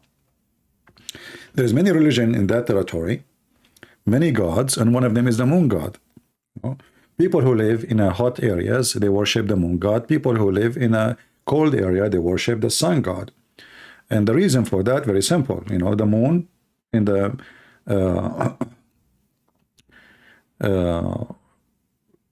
cold areas, you know, people, they like to see the sun. They don't want to see the cold. They have enough cold. But people who live in hot area, they don't want the sun, because the sun is the one who killed their sheep, their grass, you know, even kill them. They need water to live, to survive. But all the Muslims agree that Allah is not a word meaning God. Allah is a name. That's why when they say Shahada, they say there's no God but Allah. That is Allah, your God. You see, this is the word God. Huh? He's back. He's back.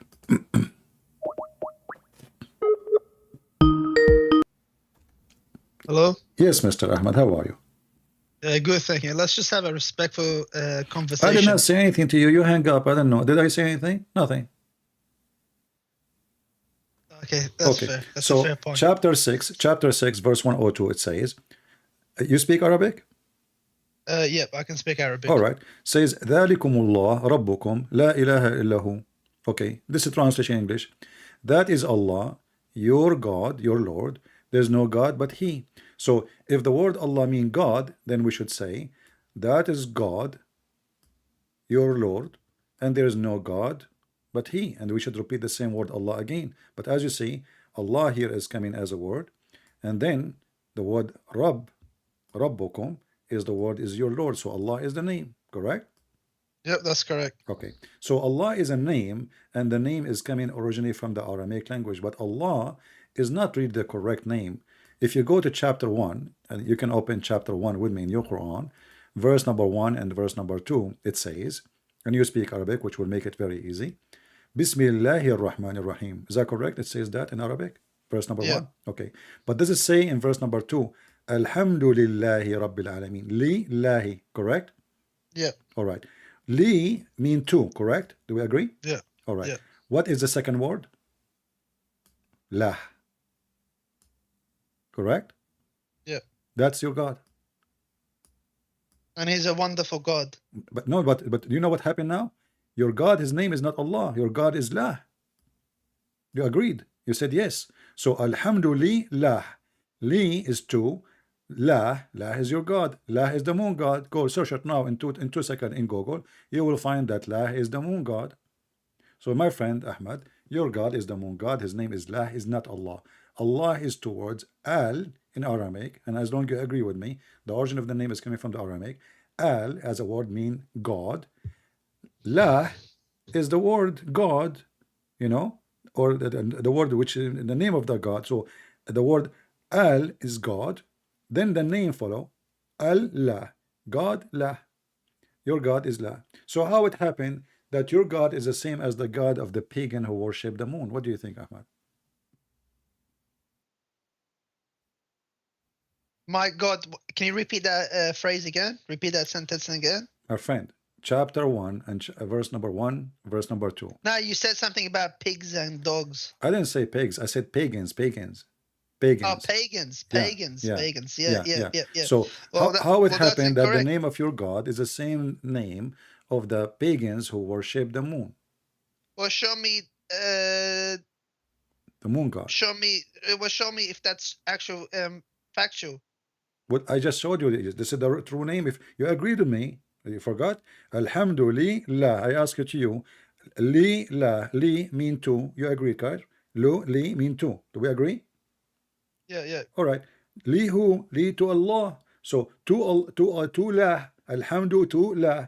So if your God is Allah, you don't say Alhamdu to La. You say Alhamdu to Allah. But you did not say Alhamdu to Allah. You say Alhamdu li La. So who is your God? Your God is La. So all your life you pray to the wrong name. You do not know that your God name really is La, not Allah. So if we write it in the screen here, we translate the word, the second verse is going to be the following. Alhamdulillah. Let us type in English. Li, lah. Li is a word mean, or letter mean, two. La is the name of your God. So simply your God name is La, and you are a pagan worshipping pagan God. Yeah, if my God is a pagan God, then how come Andrew Tate converted to Islam? How I can what? If my God is a pagan God, then how come Andrew Tate converted to Islam? Alhamdulillah. Andrew Tate. Who is Angel? Who is that person? Who cares? Everybody's converting to Islam because they can see the truth now. It's the opposite. If you watch my channel, you will see everybody is leaving Islam, including you. Don't you think you will leave Islam today after we finish talking? No. Are you sure? I'm confident. Okay, look at you.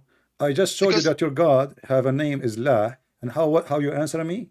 This is how confident you are. Right away you hide behind a woman. Her name is what? I don't know, Janet something. And you said to me, how should I come? I mean, if somebody is stupid, isn't it your prophet? He says women, they have a brain. So now you are hiding, according to your religion, women, they have half a brain, and you are telling me that a half a brain person converted to Islam, and now this is the proof that Islam is a religion. It's the truth. Why can't you see it? Okay, what the truth? Here we go, your God. Okay, let me ask you. You see, I'm not going to make it difficult for you, Ahmad. You are a nice person and you are welcome. Can you give me a proof? You said to me it's the truth. The truth says, the Quran says, هاتوا ببرهانكم إن كنتم صادقين. Bring me your proof if you are truthful. Do you agree with that? Yeah. All right. Give me the proof that Quran is from God. You see, the one who put the rules is your God. Yeah. All right. Give me the proof that the Quran is from the true God, not somebody. Okay, because Quran is from God, because it forbids everything that is wrong with this world. No, Quran does not forbid anything. As an example, are you forbidden to be a pimp in Islam? Can I finish? Because Quran forbids drugs, alcohol, fornication. Not true. Not true. Adultery. Not true. It forbids all of these things. Not true. Not true. All of this is false. Do your prophet allow you to do muta?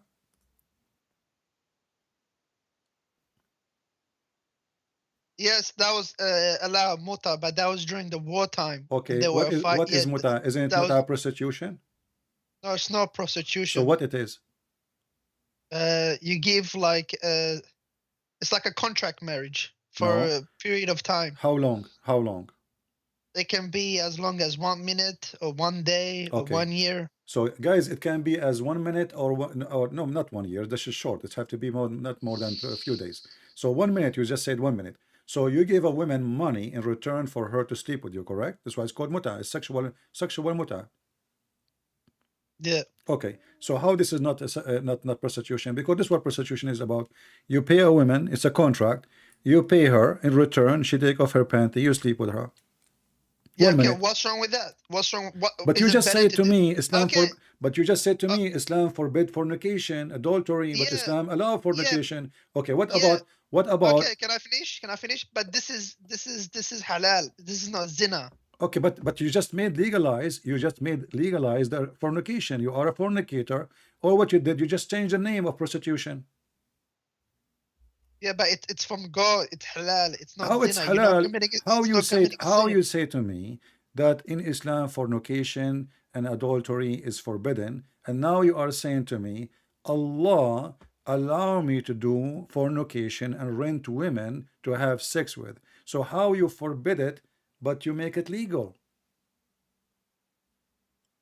Is having sex with your wife, is that a fornication? She's not a wife. You know, it says here. You just told me 1 minute. Is it you who said the word 1 minute? Did you say? Did you say one? It would be 1 minute. It can be a day. It can be a year. You said that, right? Okay. Yeah. Okay, but it says temporarily, and muta. The word muta. What muta mean? Muta means sexual pleasure, correct? Yeah. Okay. So the purpose of this relationship is sex. Why not? Okay. So the purpose of the relationship is sex, not because you're in love or you want to have a family, correct? Yeah. Okay. That is prostitution. Prostitution, you don't want to, you don't care for this woman. You don't want to have a wife. You don't want to have kids from her. You just want to sleep with her. So what do? You tell her how much you charge me. She agree. You say to her for how long. You say, I will stay with you for like an hour or half hour. And, you pay her and bingo, we are done. So you Muslims, you legalize prostitution and you call it marriage. Yeah. Okay, thank you very much. Secondly, is it true that you can work as a pimp in Islam? Like as a pimp, like what do you mean? As a pimp. You know what pimp means. You speak English better than me. No, that is not true.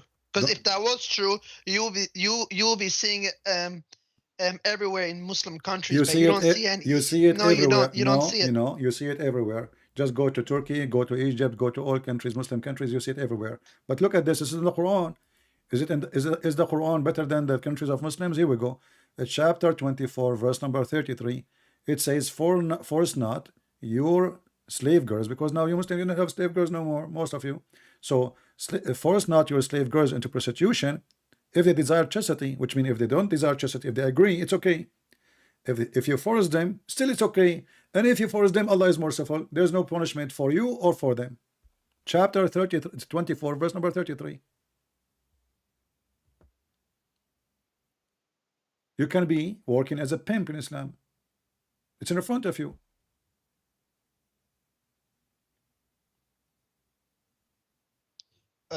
Give me 1 second. What verse is this? Chapter 24, verse number 33. Chapter 24, ولا verse. تكرهوا فتياتكم على البغاء إن أردنا تحصنا. Don't force them to do prostitution if they choose chastity. But if they agree not to be chaste, they like to be hookers, fine, it's fine, very fine. But and even if you force them, huh? Allah is all merciful. But these are only slaves. So you can work as a pimp in Islam, and the one you are now is actually is more evil. Now you are abusing girls, you kidnap them from their family, you make them sex slave literally, and you force them to prostitution. And your God now, because the women, the Muslim women, they start complaining, the husband, they don't sleep with them, and everybody have tons of women, and he is making a business. So now Muhammad make it legal to have pimp business. And now you are saying to me, oh, because they are slaves, so we can work as a pimp. So you can be a pimp, and you agreed with me. I don't agree with you, but I just got to check the tafsir and commentary. And no problem, you look can up check the tafsir, it's in front of you. You speak Arabic. Why Muslims, they cannot understand the Quran in Arabic and they need tafsir? If the Quran says we made it in a clear details, that's why we made it in Arabic. Why we make it in Arabic? To make it, in order to make it clear. Look like it's still not clear for Muslims. So Allah, He failed to make His Arabic clear to you.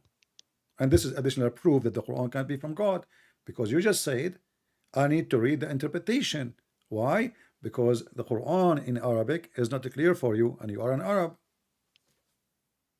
No, that's because one Arabic word can have different meanings, It multiple doesn't matter. meanings. Still, you make it more horrible. So your God is using wrong language, wrong word, because there is many meaning, and now he's confusing us more. So why in the Quran he says we made it in Arabic language, so it make it clear? So obviously the Arabic language does not make it clear, it make it more confusing. Correct?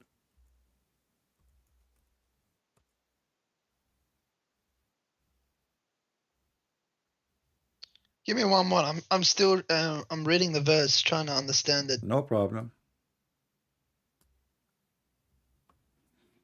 The Quran chapter 12 verse number 2, it says, verily we have sent you down in Arabic Quran in order that you may understand. And obviously you may understand not, even though you are an Arab and you speak Arabic very well, but still you have no idea what the Quran is saying, and you are getting confused.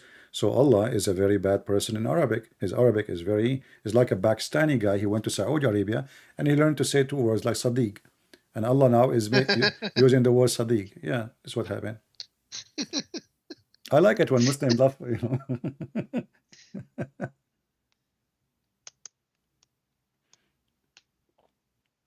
Oh, we can show you tafsir in the screen if you want. No, I'm trying to read the previous verses. No problem. Maybe you're trying to get stuff out of context, because you do that all the time. I never do, because simply this is even your Islamic scholars agree with that.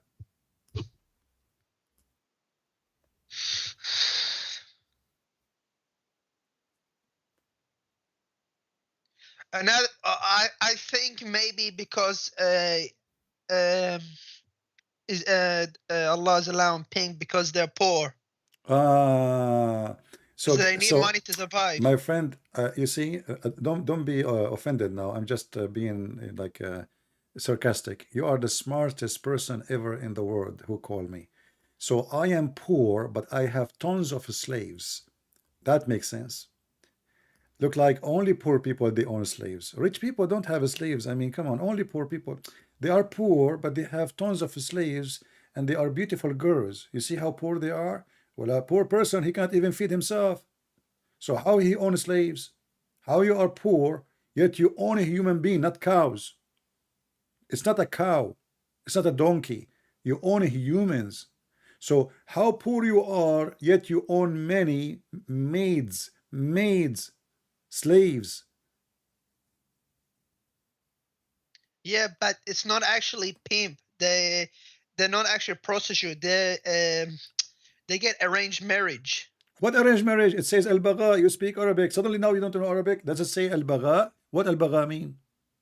Even your Muslim translation says, force not your maids into prostitution. Ahmad, come on. Yeah, that's true. Yeah, that's true. It's true. Okay, thank you very much.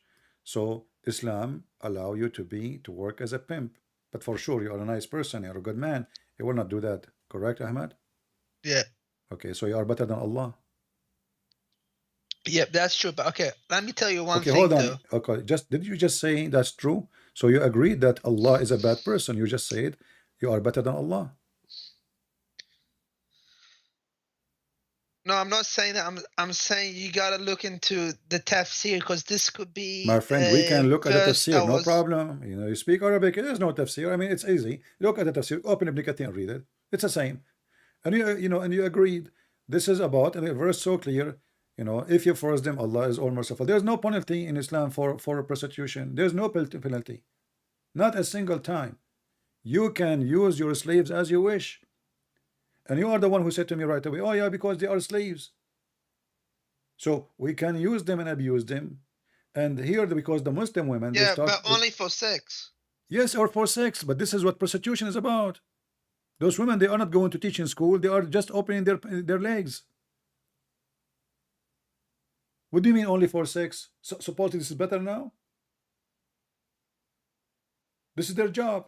Their job is only for sex. Thank you very much. So your God himself is a pimp, because the one who allow you to be a pimp, he must be a pimp.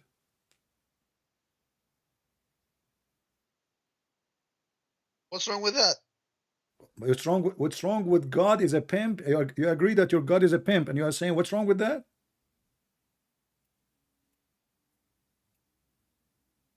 I'm saying God is trying to satisfy our desire. What's wrong with that? Well, thank you very much. So you see, why you said to me, I said to you, what is the proof that Islam is from God? You said to me, Islam forbid every bad things.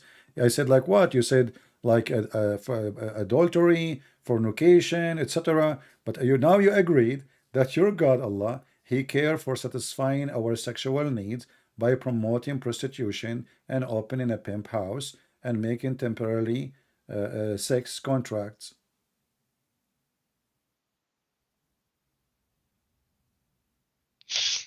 So your prophet and your God, they are from the red flags family. You know, they have red flag. The Arab in the old days, in the time of Muhammad, they used to have red flag.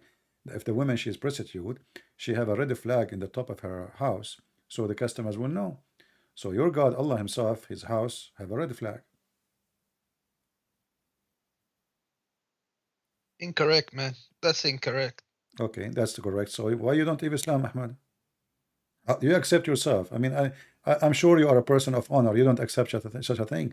Do you accept yourself that, with my respect to your family, you know, that your family, any member of your family, I'm not trying to insult, please careful. I'm not trying to insult.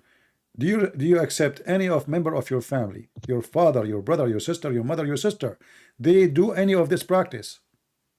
No, of course not. So why you don't leave Islam, my friend?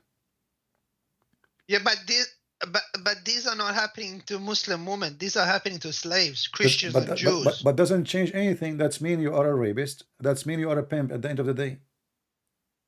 And not only that, who said that the slaves are not necessarily Muslims? Because many of them, they convert to Islam. Isn't it Bilal was a slave too? Bilal, yeah, he was a slave. Okay, so Muslims own Muslim slaves. So there's the slaves who they are Muslims. So are you saying now to me that if I kidnap a Muslim woman and I force him into slavery to be sex slave, is it okay just because she is not Christian? Is that your ethic? No. But this is what you said to me. You said to me, just because they are not Muslims, so we can rape them, we can make them sex slaves, we can force them to prostitution. You just agreed on that.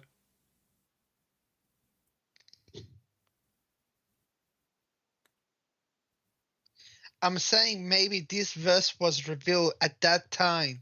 For sure, it's revealed at that time, Ahmad. Come on, my friend. Only at that time. My friend, my friend. Meant for today. Everything revealed at that time, and you Muslims, you claim that the Quran fit for all times.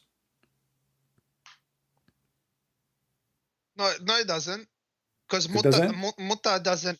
Mutta was only practiced during the Prophet's lifetime. It's not No, I practiced can anymore. show you hadith where Muhammad he practiced it during his life, and then Umar practiced it after his death, and all the caliphate they practice it.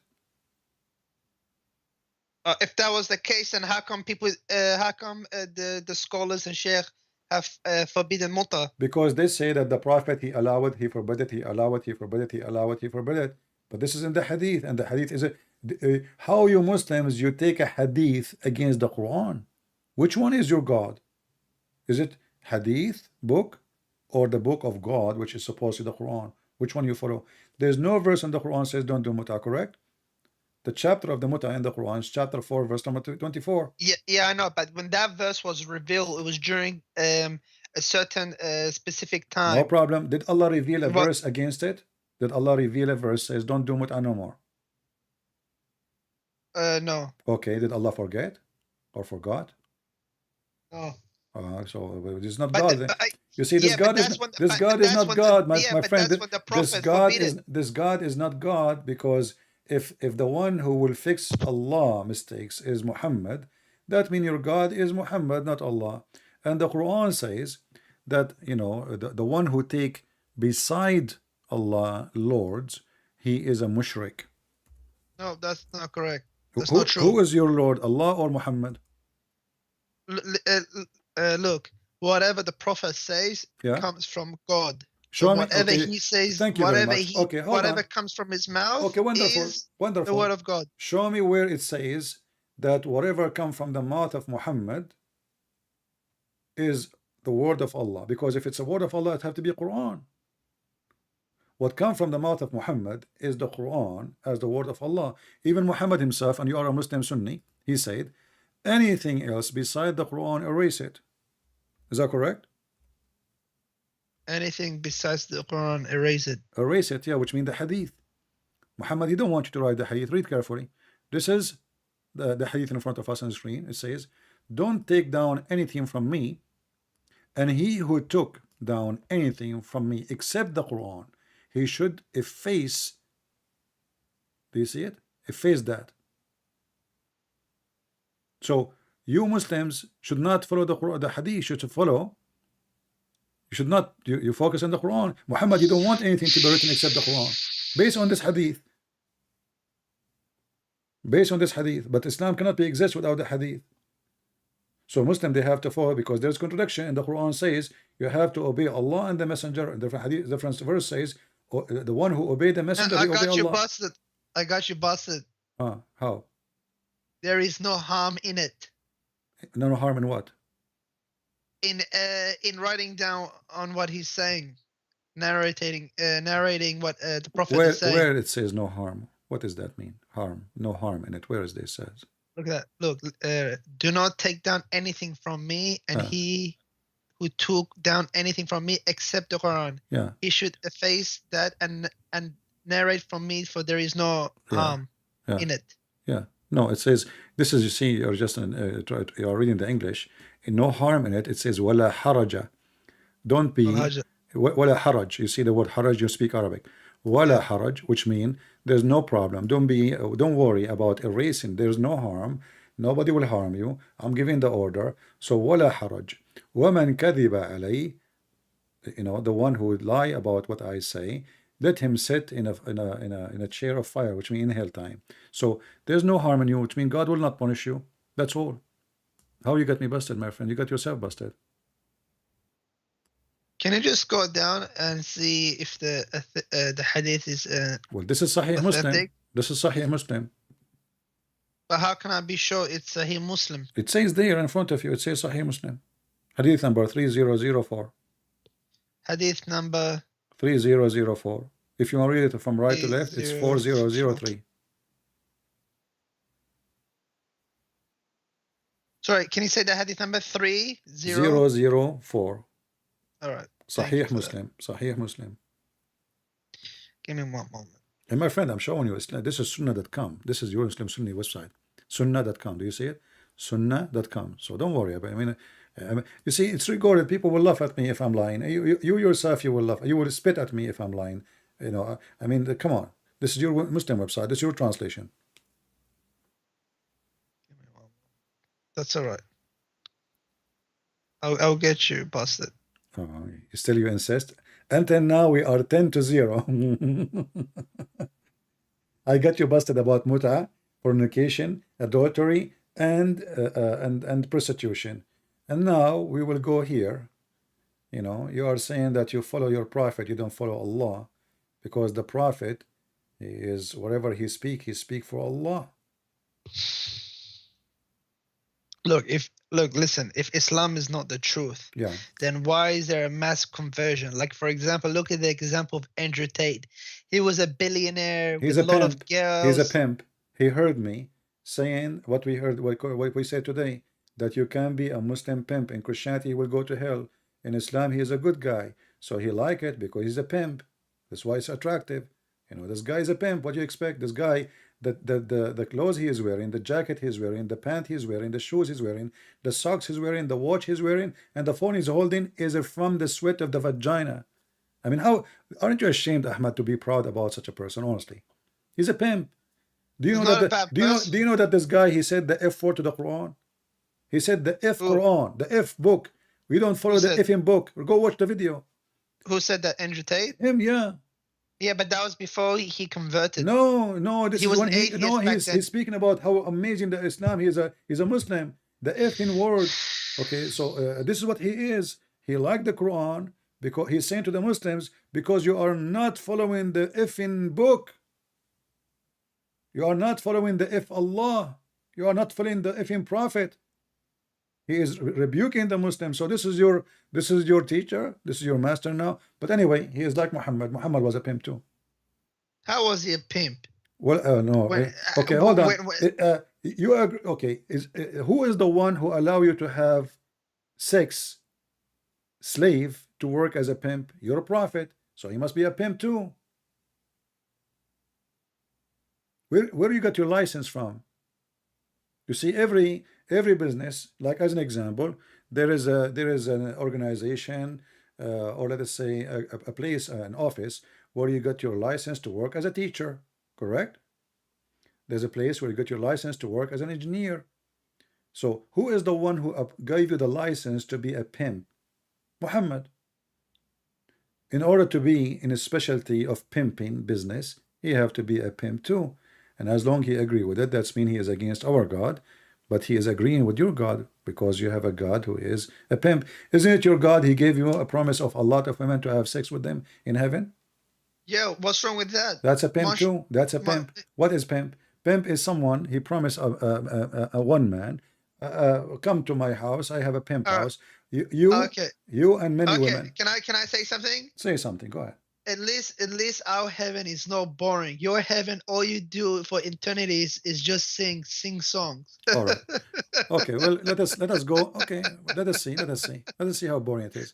Your prophet, he promised you that your penis will be endless. Yeah. What's wrong with that? Okay. Let's see how boring it is now, and how fun. So your wife is next to you, and your penis is going to the 7 galaxies. Who is the one now is suffering? Galaxies. You are the one who said that. So how stupid is this statement, Ahmad? I'm not trying to insult you, but you see, my heaven is boring. We are singing. So we are singing, laughing at you. You have a penis. You are chasing your penis. Now you want to have sex, but you cannot catch it because it's keep growing. So Ahmad in Iraq, and his penis now in Brazil, going to Argentina, and then go in the sea and go on the Amazon River. And those little fish, they start chewing in it and biting it, and the ants and the mosquitoes. So what kind of religion this religion is? I mean, what kind of a prophet? He promised you endless penis, and you are saying to me, what's wrong with that? Don't you see that this is something stupid there? The prophet didn't promise us endless penis. He promised us in Jannah we can have anything we want, anything with desire. My friend, what if I show you the reference that your prophet, he promised you endless penis? But it's a weak hadith, because how can that even work? Endless penis. Okay, how it can work? How it's weak hadith? I mean, okay, what is weak hadith? weak hadith. It's just like it's not an authentic one. It's not. It's like So you are saying gibberish. to me that we Muslims, we lie about what Prophet said. Of course, because there's a lot of enemies of Islam. But you For are saying, example, but who is the one who wrote it? The Muslims. Not all Muslims are Muslims. Some of them are disguised as Jews. Not all Muslims are Muslims. All right, but those are the Some are scholars. disguised as Jews. But those are the scholars. You know, I'm What do happy you mean that no? What do you mean no? Who is the one who wrote those hadith? The scholars. Okay, okay. Let's read the hadith. Pull it up. All right, give me a second. But I'm happy. At least in our heaven, we can have anything with desire. But in your heaven, all you do is sing songs for eternity. Don't you get bored singing songs? Well, no, we will not be. Who said we will be singing songs? Where do you get this from? We are going to be living with the glory of the Lord, and His glory cannot be compared. Who is the one who gave us all the joy in our life? Who is the one? You said songs, right? Who is the one who gave you the joy of music? God. Who is the one who gave you the joy of food? God. All the joy you have is from God. So you are saying that God who gave us all joys, He cannot give us better joy than prostitution and sex. But it's not sex. It's sex with houris. It's sex. What's sex with houri? It's sex. It's sex. What's wrong with that? Yeah. So what do you mean? What's wrong? You keep saying to me, what's wrong with that? You're in heaven. You can do whatever you like. There is no sin in heaven. Did you call me before? What's that? Did you call me before? No. Because this is the same statement I heard from a Muslim before, saying exactly the same thing, that there is no sin in heaven. Yeah, because you can't sin in heaven. Everyone's sinless. Exactly. No, that's you said there is no sin in heaven. What so in heaven you can have sex with your mother, you can have sex with your sister. No, you can't, because why? Because, like, for example, okay, what is your sect? You can't do evil work. You can't do evil things. Ahmad, like for example, what is your sect? What is your sect? Hanbali. I'm Sunni. Hanbali. Okay. What if I show you that if a Muslim person, he had sex with his mother or even his daughter, especially the daughter from adultery, it's okay. Not in heaven, here in earth. Can you block the chat, because they're being really disrespectful about the Prophet? Don't look. We don't. Ahmad, here we don't respect your Prophet. Nobody respected. What? Yeah, nobody respects. Don't look at the chat. Don't look at. Don't look at the chat. You don't respect us too. You make fun of us. You are calling me names. How? You call me names. You just made fun of me. You said, your heaven is boring, etc. Blah blah blah blah. So I did not complain. So you're calling Christian Prince. I don't respect your Prophet. Your Prophet is a pervert. This is what the whole conversation is about, your Prophet being a pimp, and now you get upset, and you agreed. If I say to you now, your Prophet have sex with a child, can you refuse to say that your Prophet is a pedophile? No, he's not a pedophile. So what pedophile mean? Explain to me pedophile. At that time, you gotta look at things at context. Okay, so you are saying to me, at that time your Prophet was pedophile. At that time. No, I'm saying at that time it was normal. If it wasn't normal, or if it was a disgusting thing, the Arabs would have done something.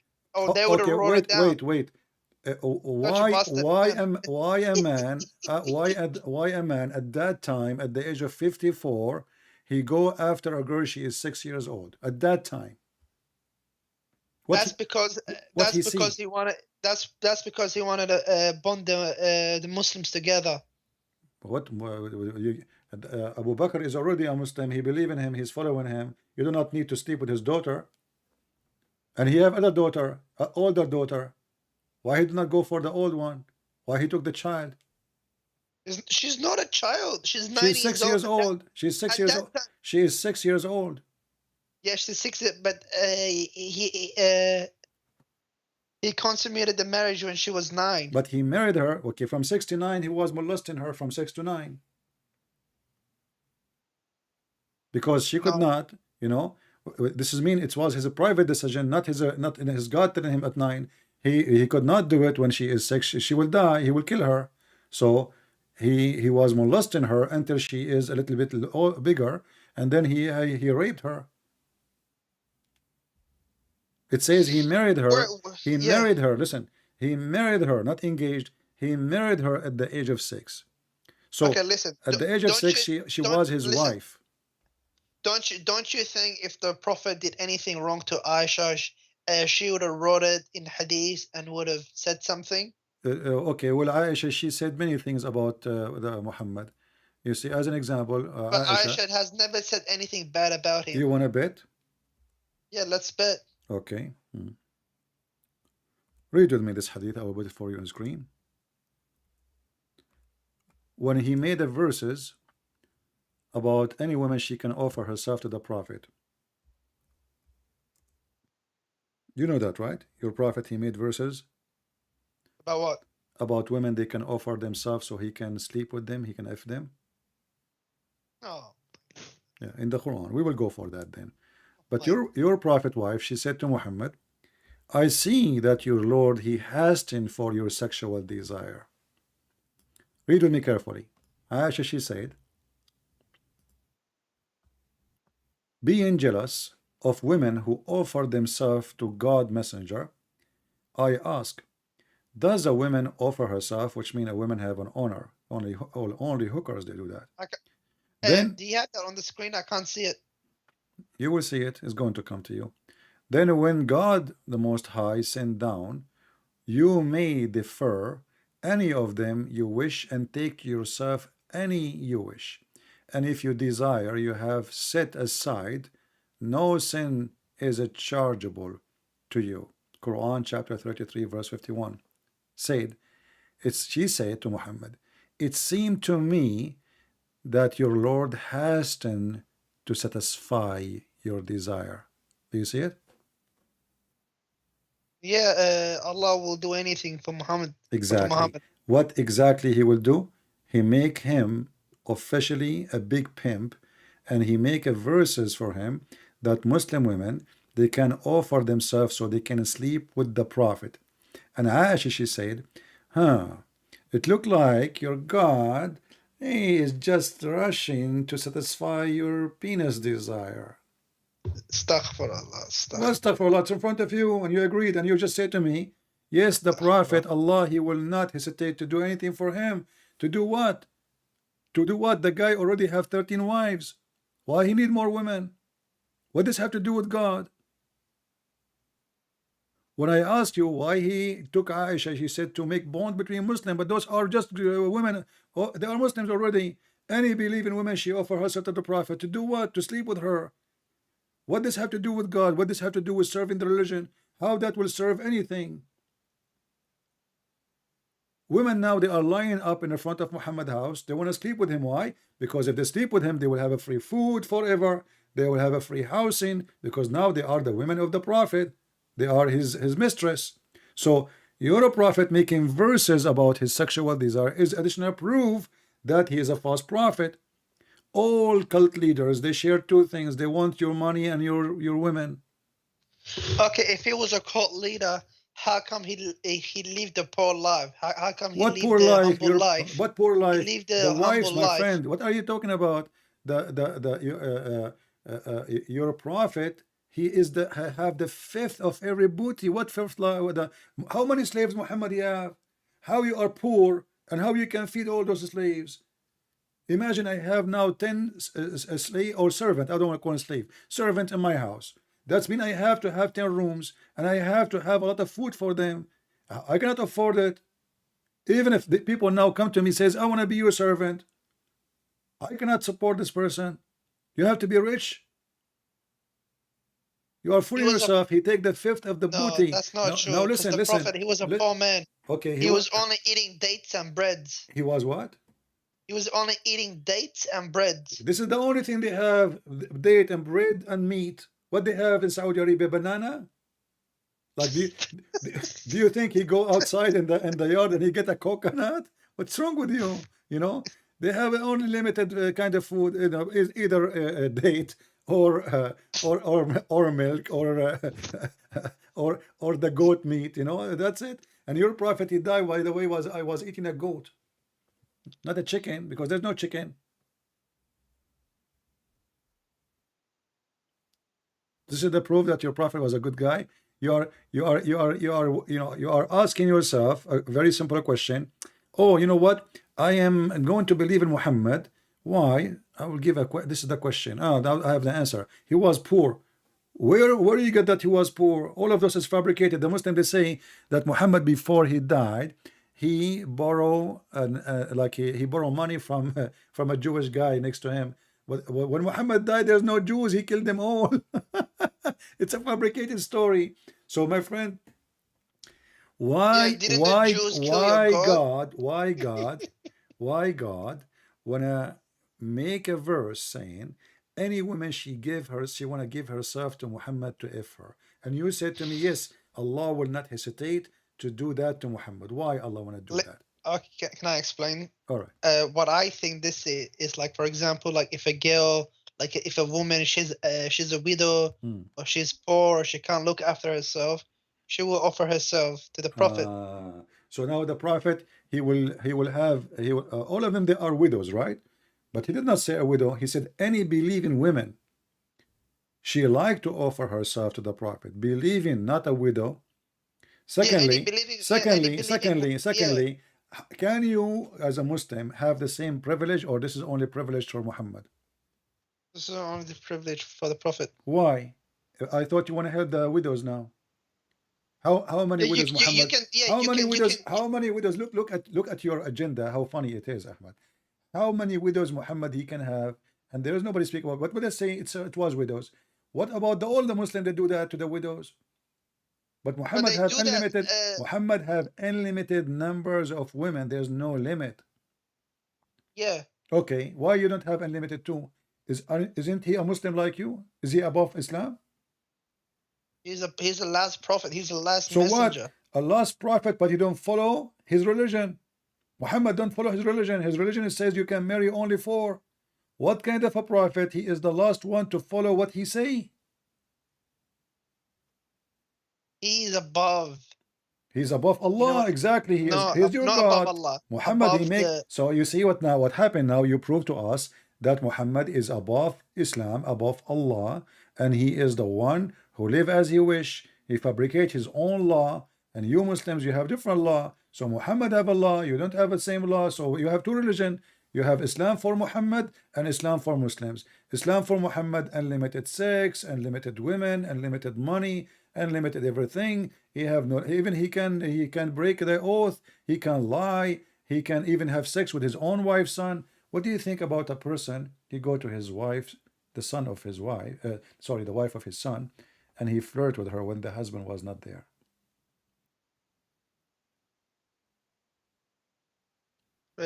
So he flirted with his wife's son. The prophet didn't have any son. He have Zayd.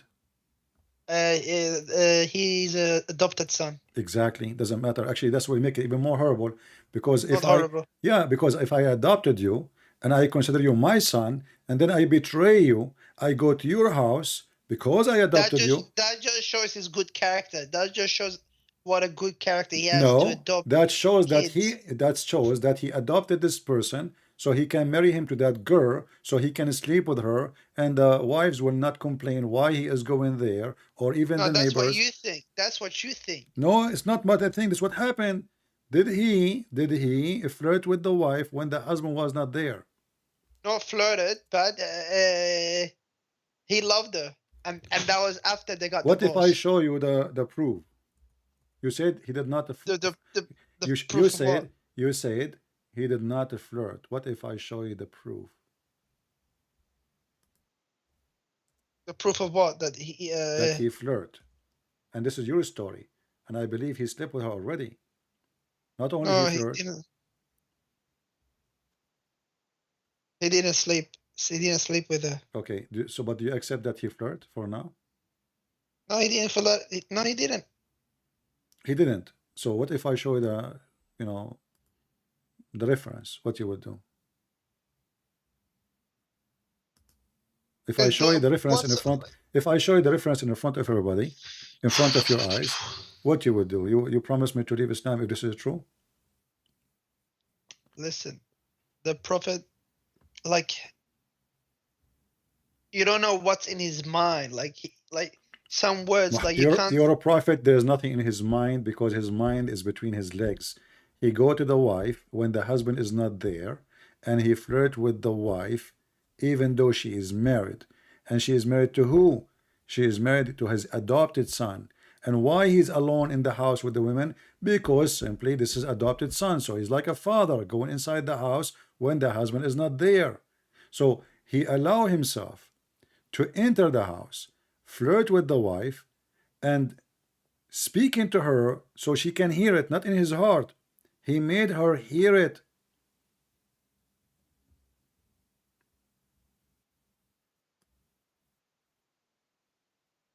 What say you? If your father, he came to your house, with my respect to your father, and he flirt with your wife when you are not there. Yeah, but that's not his son. That's his adopted son. Doesn't matter. Doesn't matter. Let us say you have a cousin. Let us say you have a friend, and he come to your a friend. He come to your house and he flirt with your wife. He flirted with my wife. Yeah. What do you think about that? Give me. Let's see how much honor you have. What did he say to my wife? What, like, how did he flirt? Praise be to Allah, the one who made my heart flip for you. How was that flirt? He just said to her, you are the one who said just to me, he loved her. You said that, right? He loved her. Okay, he just said to her, Subhanallahu mu'alliful qulub, which means the one who made my heart flip for you. He's flirting with her. Yeah, he loved her. Doesn't mean he was flirting with her. He is loving a married woman. She is married. She have a husband. He's in her house. So what? So you are saying to me, if I go to your house and you are married and I flirt with your wife and your wife, she like it, and your wife, she told you that CP, he was here and he told me that he liked me, you have no problem with it. So what? No, I do have a problem. I would just say you two stop seeing, like, you're not allowed to come over anymore. You're not allowed to visit. How come how come it's okay for Muhammad to do it, but it's not allowed for me? Because you're CP and he's the prophet. So if I change my name to Muhammad, I can come to your house and flirt with your wife?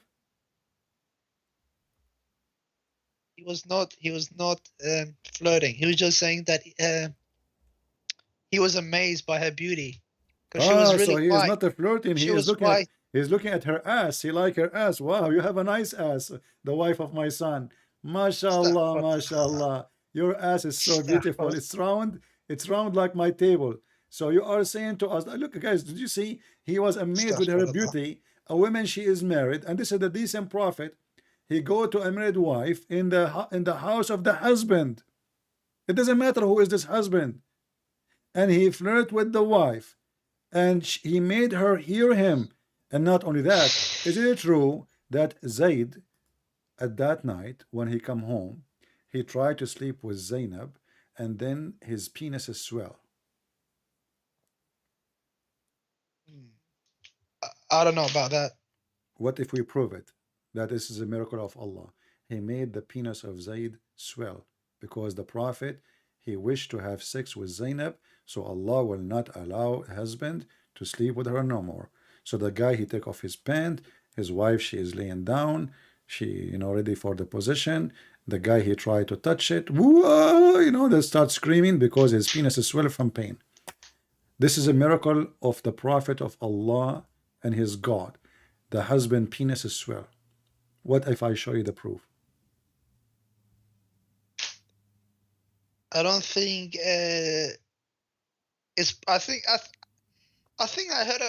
I read this before. It's a weak hadith. I'm sorry. It's not a weak hadith. First of all, no, it's not. And this is Tafsir al-Qurtubi. Anything is embarrassing. The Muslim, they say weak hadith. my friend, you are weak, your prophet is weak, your God is weak, and his penis is weak. And by the way, he was not able to sleep with her. But look at this. Okay. If my God is weak, why all did right, he hold on. conquer the world? Read with me. He conquered nothing. He died like a rat. And then the Muslim after that, they start, and not only the Muslim, the Arab, the Muslims who they are not Muslims, those the Genghis Khan and the Tatar, and those who came and they conquer Islam anyway, and they use Islam again to conquer more. But it's not the prophet. Look what's the prophet happening in conquered Europe. nobody, my friend. The prophet, he just controlled the Arabian Peninsula, and when he went to attack the Roman, he lost and he came back. Let us focus here. Read with me. It says here, في بعض الروايات أن زيدا تورم ذلك منه حين أراد أن يقربها. What do you think? It says here, قالت زينب أمسى زيد فأوى إلى فراشه. قالت زينب ولم يستطعني زيد وما امتنع منه غير ما منعه الله مني فلا يقدر علي. So the guy, the husband, he came to have sex with the wife, Zainab, but he could not. Zainab, she said, he could not do it because Allah forbid him from doing it. He forced him not to do it. How? She explained, she said, أن زيدا تورم ذلك منه حين أراد أن يقربها. So the second he started to get close to her, when he got close to her, his penis, swell. He would stay away. His penis go back normal. What do you think about this miracle? It's a miracle. Okay. Have you ever think about the miracle of why you don't Muslims make why you don't promise me, Ahmad, to make a video about how Allah made the penis swell? Miracle, call it miracle, the penis swell miracle. Astaghfirullah, astaghfirullah. What astaghfirullah? You just said it's a miracle. Isn't it you? And why Allah don't want a man who is married to a woman to sleep with his wife? Why? Just because the prophet, he flirted with her? And this is Tafsir al-Qurtubi in front of you, and this is the official government website of Saudi Arabia. Page number 423.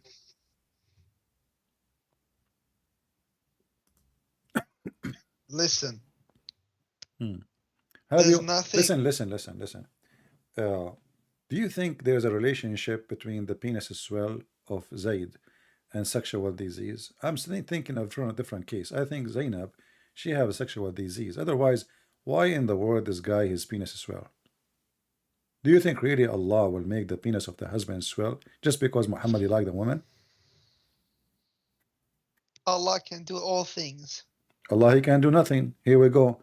The man, he want to have sex with her. He made his penis swell, but still he can use his mouth. He can use his fingers. He can use his legs. He can use his hands. There's many things he can do. What penis swell? So what?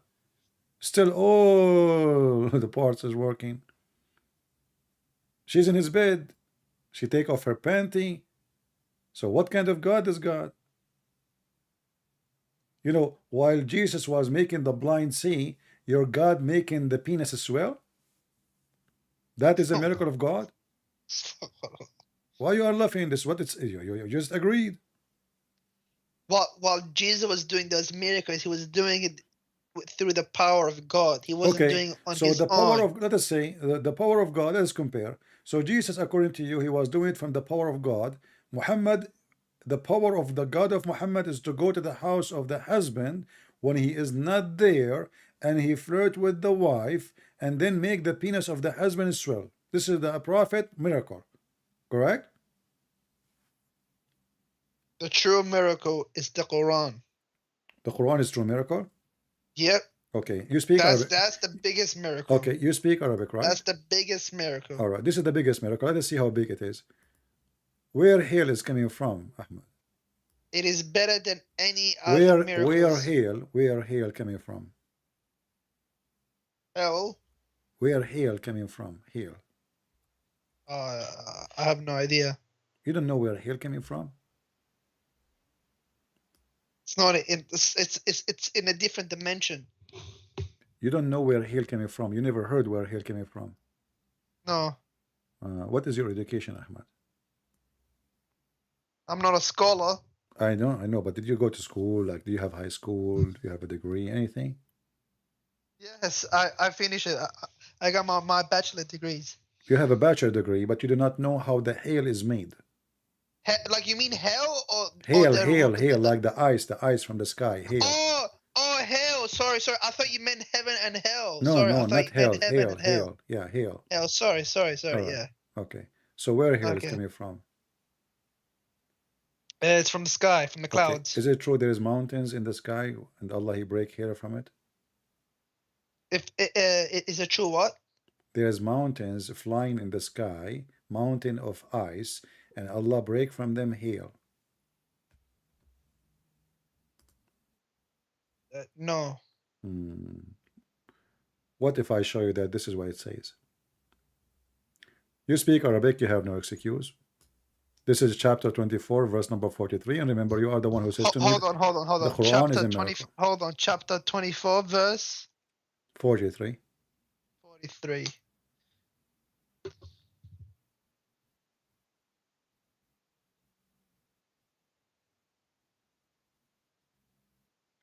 All right, what's wrong with that chapter? What's wrong with that particular verse? It says, verse? وَيُنْزِلُ مِنَ السَّمَاءِ مِنْ جِبَالٍ فِيهَا مِنْ بَرَدٍ فَيُصِيبُ بِهِ مَنْ يَشَاءُ. He sent down from the sky, from mountains in it, from hail, to hit with it. Where the hail coming from?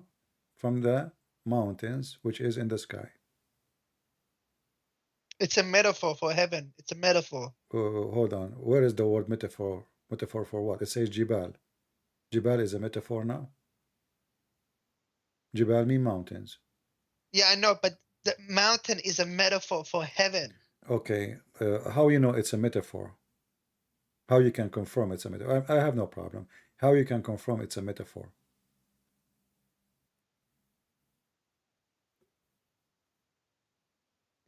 I'm reading it and I'll explain it to you, because I think you have. Do you like to read the tafsir?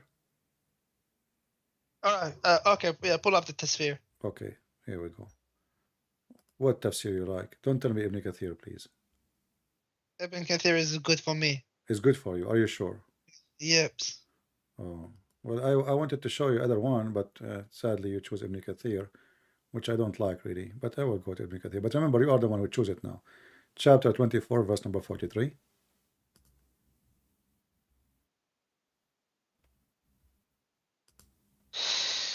Just like how the Bible has metaphors and Okay, stuff like that. My friend. So you're telling me the Bible doesn't have metaphors? My friend, just wait. You said you accept. You want me to get you busted? You said you said you accept Ibn Kathir, correct? Yes. All right. Everybody heard you. This is your wish. You got what you deserve. You got what you asked for. Can you block the chat? They're don't telling me don't look at the chat. Don't look at chat. Focus with me. You have a problem here now. You just told me open Ibn Kathir and you like Ibn Kathir, and this is Ibn Kathir. Read with me. It says here, from men, this is men in Arabic, and of men, ice means there are mountains of hail in the sky which Allah sent down ice. And you said to me, you accept Ibn Kathir. And I told you, please don't ask me for Ibn Kathir. Please don't. You said, no, Ibn Kathir is good for me. I said, please don't. You said, no, Ibn Kathir is good for me. I said, I don't like Ibn Kathir. You said, no, Ibn Kathir is good for me. So this is Ibn Kathir is saying that mean there are mountains of hail in heaven. You see it? Mean there are mountains of hail in the sky which Allah He sent down ice from it. So why you said to me it's a metaphor when the fact it's not? This is Ibn Kathir. This is your friend Ibn Kathir. Yeah, I know, but look, if you continue reading Ibn Kathir, he agrees with me. As for those who say that mountains here is used as metaphor for clouds. It says here, as for those who say that mountain here is used for metaphor, they think that the second men is also used to describe, but he's saying they are wrong. He's saying there's some they say that, but they are wrong. He is giving you the meaning. The meaning is no, he sent ice from mountains in heaven. But those who say it's a metaphor, well, they are wrong, they are dummy, they are stupid. And Allah knows best. And the Arabic is so clear, and you speak Arabic. How it can be? So Muslim, they try to fix it, they make it more blind.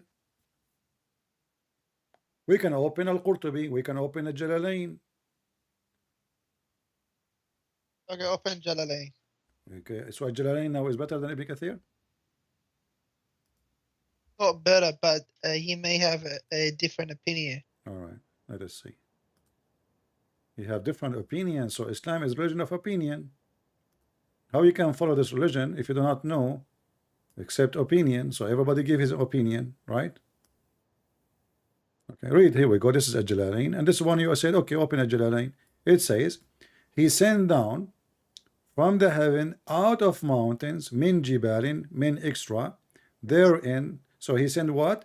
He sent from the sky, from off the mountain, out of the mountain. Do you see it? Let me zoom in. You see it? So he is confirming the same. So Allah, he sent down out of mountains, he sent hail. He sent hail and he submit at the one he don't like. All right, no problem. What do you mean no problem? You have to leave Islam now. You just told me that I'm gonna Quran, copy this down. I'm gonna copy this down and I'll give it to him. What do you mean you want to copy this one? It's in front of you, Ahmad. You be honest with me. You know, either this is coming from God or this is coming from a scam. What kind of God he says such a thing? What if I give you the biggest proof of Islam? What is that? Destroy me. Hit me. Okay, let me just before I tell you. Don't tell me first, can I guys. Copy this down? Don't tell me. I want to copy this down. Don't tell me. What Don't chapter tell me. Don't tell me yet. Don't tell me yet. People, he will give me the biggest proof of Islam. Are you ready? Please invite more people. The biggest proof of Islam. Ahmad, go. We are waiting. We are excited. Yeah, you're gonna be excited because. All right. All right, let me tell you. One of the biggest reasons is the scientific miracles. Look what we are showing you now. Isn't this a scientific miracle? This is science now. He sent down hail from mountains, and you are saying to me that the biggest proof of Islam to be from God is scientific miracle. What kind of God? He thinks there's a flying mountains in the heaven and he break ice from them. Okay, give me a scientific miracle, my friend. Go ahead. That's no problem. Look, listen. You gotta read it. It's you can't pick it out of context. I'm not. I'm reading your Islamic interpretation. This is not me. I'm just reading your Islamic interpretation. I did not say anything. In front of me in the screen it says he sent down from heaven out of mountains. It's not me who is saying that. He sent down hail and he submit this hail into the one he don't like. Very simple. So what do you mean I'm taking things out? This is what it says.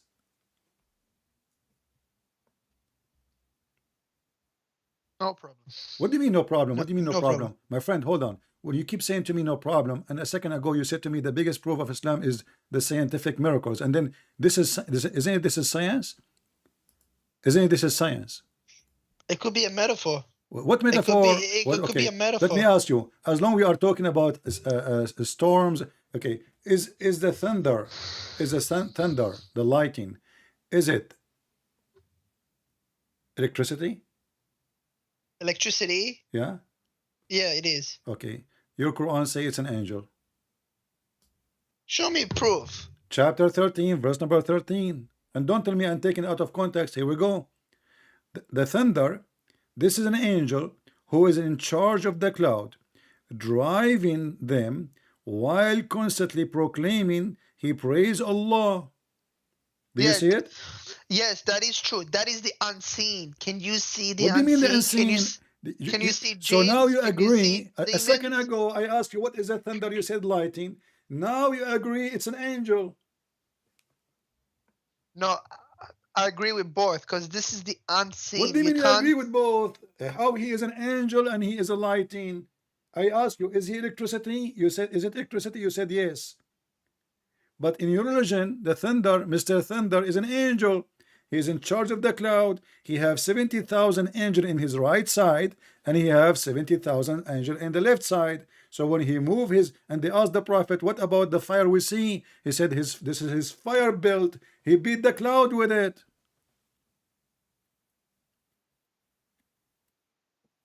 Yeah, that is true. Nothing's wrong with that. I agree. That's true. My friend, you just proved to us that Islam is scientific. Thank you very much. But this is the unseen. You can't see the unseen. What unseen? This is something we see, Abdul. Come on. The thunder is something we see. Stop saying unseen. We see the lighting. We see the lighting. We see the lighting, and the lighting is not an angel. Yep, I know. We can see the lightning coming down and stuff and striking down, but we can't see how it's happening. We can't see the So a second ago you said to me the biggest proof of the Quran that is a scientific miracle, and now I ask you what is the thunder and the lighting, you said it's electricity, and now the second we show you the Quran saying it's an angel, suddenly you just said it's true. Okay, what? Okay, do women have a sperm? See how I got you busted and you want to change conversation? Exactly. Okay. See guys, Ahmad, you got me busted. That's a good one, Ahmad. You know, oh boy. Ahmad, people would die laughing listening at this conversation later. I hope your kids one day will grow and you make them watch this video and they will die laughing. Yeah, for sure. I'm going to download this video. Yeah, and promise me, I want you to promise me, you will post it everywhere. Do you promise me? Yeah, I'll post on Islamic forums. Do you promise me to post it not on the Islamic forum, like, you know, like famous ones, Zakir Naik? What do you think about Zakir Naik? I don't really like him. Why you don't like him? He's handsome. I like the Arab scholars, not the Pakistani scholars. You like Arab scholars because they are more idiot? What Arab scholars? Because what, like who Arab scholar? Name one for me. I never heard of Arab scholar. Like who? Oh, you want to name you one? Mufti Menk. Mufti Menk is an Arab scholar? This guy is from South Africa. Yeah, he's South Africa. He was born in South Africa. Okay, he's so he's an Arab? Oh, okay. All right. Yeah. Okay, so what about you do this? What about you go to Mufti Menk and ask him if he dare to call me and debate me? He will destroy you in the speed of light. Listen, if he in 1 minute. No, hold on. Don't tell me speed of light. In the speed of the angel, Mr. Thunder. But that's as long. Unseen. Okay, hold on. As long he don't can. Don't you believe in demons? You Muslim, but demon is not lighting. But that have to do with lighting. And you Muslim don't they believe in demon. You don't have demon. You believe in genie, and genie sleep with your women. It's not genie. It's jinn. Genie in English. Genie in the ball. You keep saying genie. Like okay, hold on. As long as we mention genie, isn't it true that your prophet he was a bunch of black people? They ride your prophet. Astaghfirullah. What if I show you the reference? CP, I said, let's be respectful, man. I don't respect your prophet, and you know that from the beginning. I'm talking about your prophet, not about you. So what if I show you the proof? There is no proof. What if I show you the proof in the front of everybody? The chat is being disrespectful. They keep laughing. You are making excuse, so maybe you want to hang up and run. I don't care. This is your business. What if I show you the proof right now that a bunch of African naked men, they were naked, totally naked, wearing no clothing, they were riding your prophet all day long, one after one, non-stop, to the point your prophet, he could not move at the end of the day. We do not know what they were doing when they are on the top of him, but we go by the hadith. The hadith says they were riding him. They rode him. And you say, Astaghfirullah. I say to you, what if I show you the proof? Astaghfirullah. Okay, I'm asking you, do you like me to show you the proof? You said to me you are a Hanbali, correct? Yeah. Well, here we go. This is Ibn Hanbal, your master. You follow him. Let's go. Musnad al-Imam Ahmad ibn Hanbal. And you are a Hanbali, which means you are one of his followers. Volume number 1, page number 399. The hadith is in the screen. It says here, read carefully. Okay, he says, How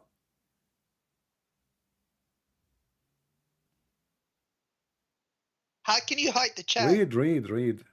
Forget about the chat. Focus with me on the screen. Read with me the I'm video. gonna hide the chat because the chat is Stop on the screen. chat. I'm You gonna can hide the stop chat it. first. This is an excuse. You can stop the chat. You can exit the chat. Yeah. Read with me. It says, I just exited the chat. كما قال عفان إن شاء الله ليس عليهم ثياب ولا أرى سوآتهم طوالا قليل لحمهم قالوا فأتوا فجعلوا يركبون رسول الله صلى الله عليه وسلم وقال وجعل النبي صلى الله عليه وسلم يقرأ عليهم قال وجعلوا يأتوني فيخيلون ويميلون حولي. And then he says continue فارتعبت منهم رعبا شديدا فقال فجلست أو كما قال فلما انشق عمود الصبح جعلوا يذهبون وجاء رسول الله صلى الله عليه وسلم ثقيلا وجعا أو يكاد أن يكون وجعا مما ركبوه. What they did to him? They rode your prophet all day long and they are naked black men. You said to me, أعوذ بالله, and you said to me you are a Hanbali. And this is your master, Ahmad Ibn Hanbal. What say you? And I will post the link for everybody in the chat. You can use Google Translation. You speak in Arabic. You do not need translation. Here we go. You speak Arabic. You have no excuse. They did rode your prophet like a donkey all day long, and we do not know what does that mean exactly. I mean, rode him what? They raped him?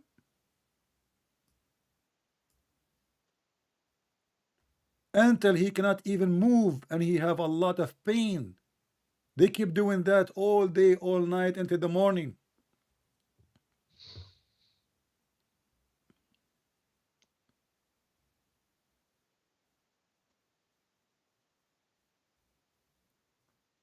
Let me check something. Check something. Let me check something. And this is the hadith in English. We are using Google Translation. Muhammad, he came, Muhammad at the end of the day, he was, he was so much in pain because of how much they rode him until the morning. Never stopped, and they were naked men, wearing nothing. They don't have a cloth on. They are tall. They have little flesh. They are skinny, very tall. They began to ride the Messenger of Allah all day, all night, until the morning. I guess this is a scientific miracle.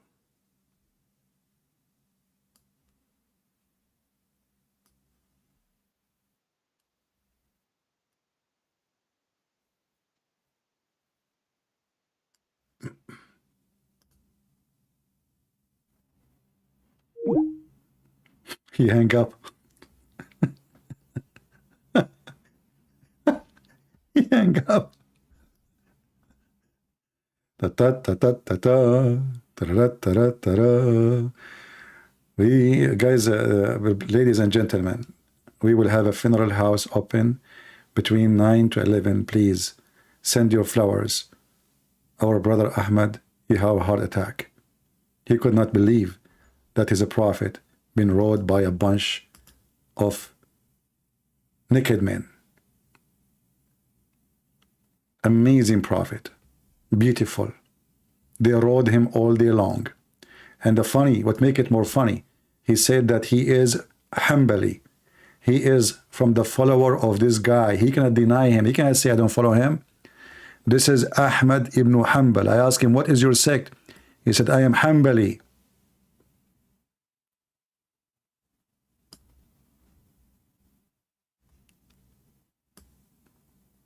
They rode his prophet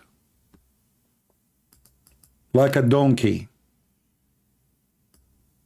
I hope Ahmad is fine. I hope he will take some medicine. I hope he will eat better. He called me, he was excited, he want to get me busted, and obviously he did. And now, let us begin to ride the messenger of Allah. Who want to take it first? The first round. My friend, we are victorious by his name. His name is Jesus. He is the Christ. He is the Holy. He is our Lord. He is our Savior. Your prophet is a pervert. He's an idiot. He's a liar. Everything about him proving him to be devilish. While Jesus, he cast demon. Muhammad, he rode by whoever who they are. They were riding him all day night. When the demon, they see Jesus, they say to him, what do you want from us, Christ, the Son of God? They knew who was he.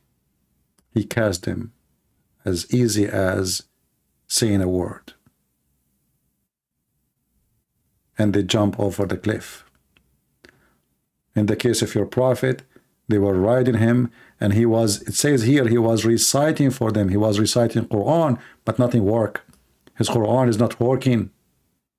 He recited to them. His Quran is fake, has no power.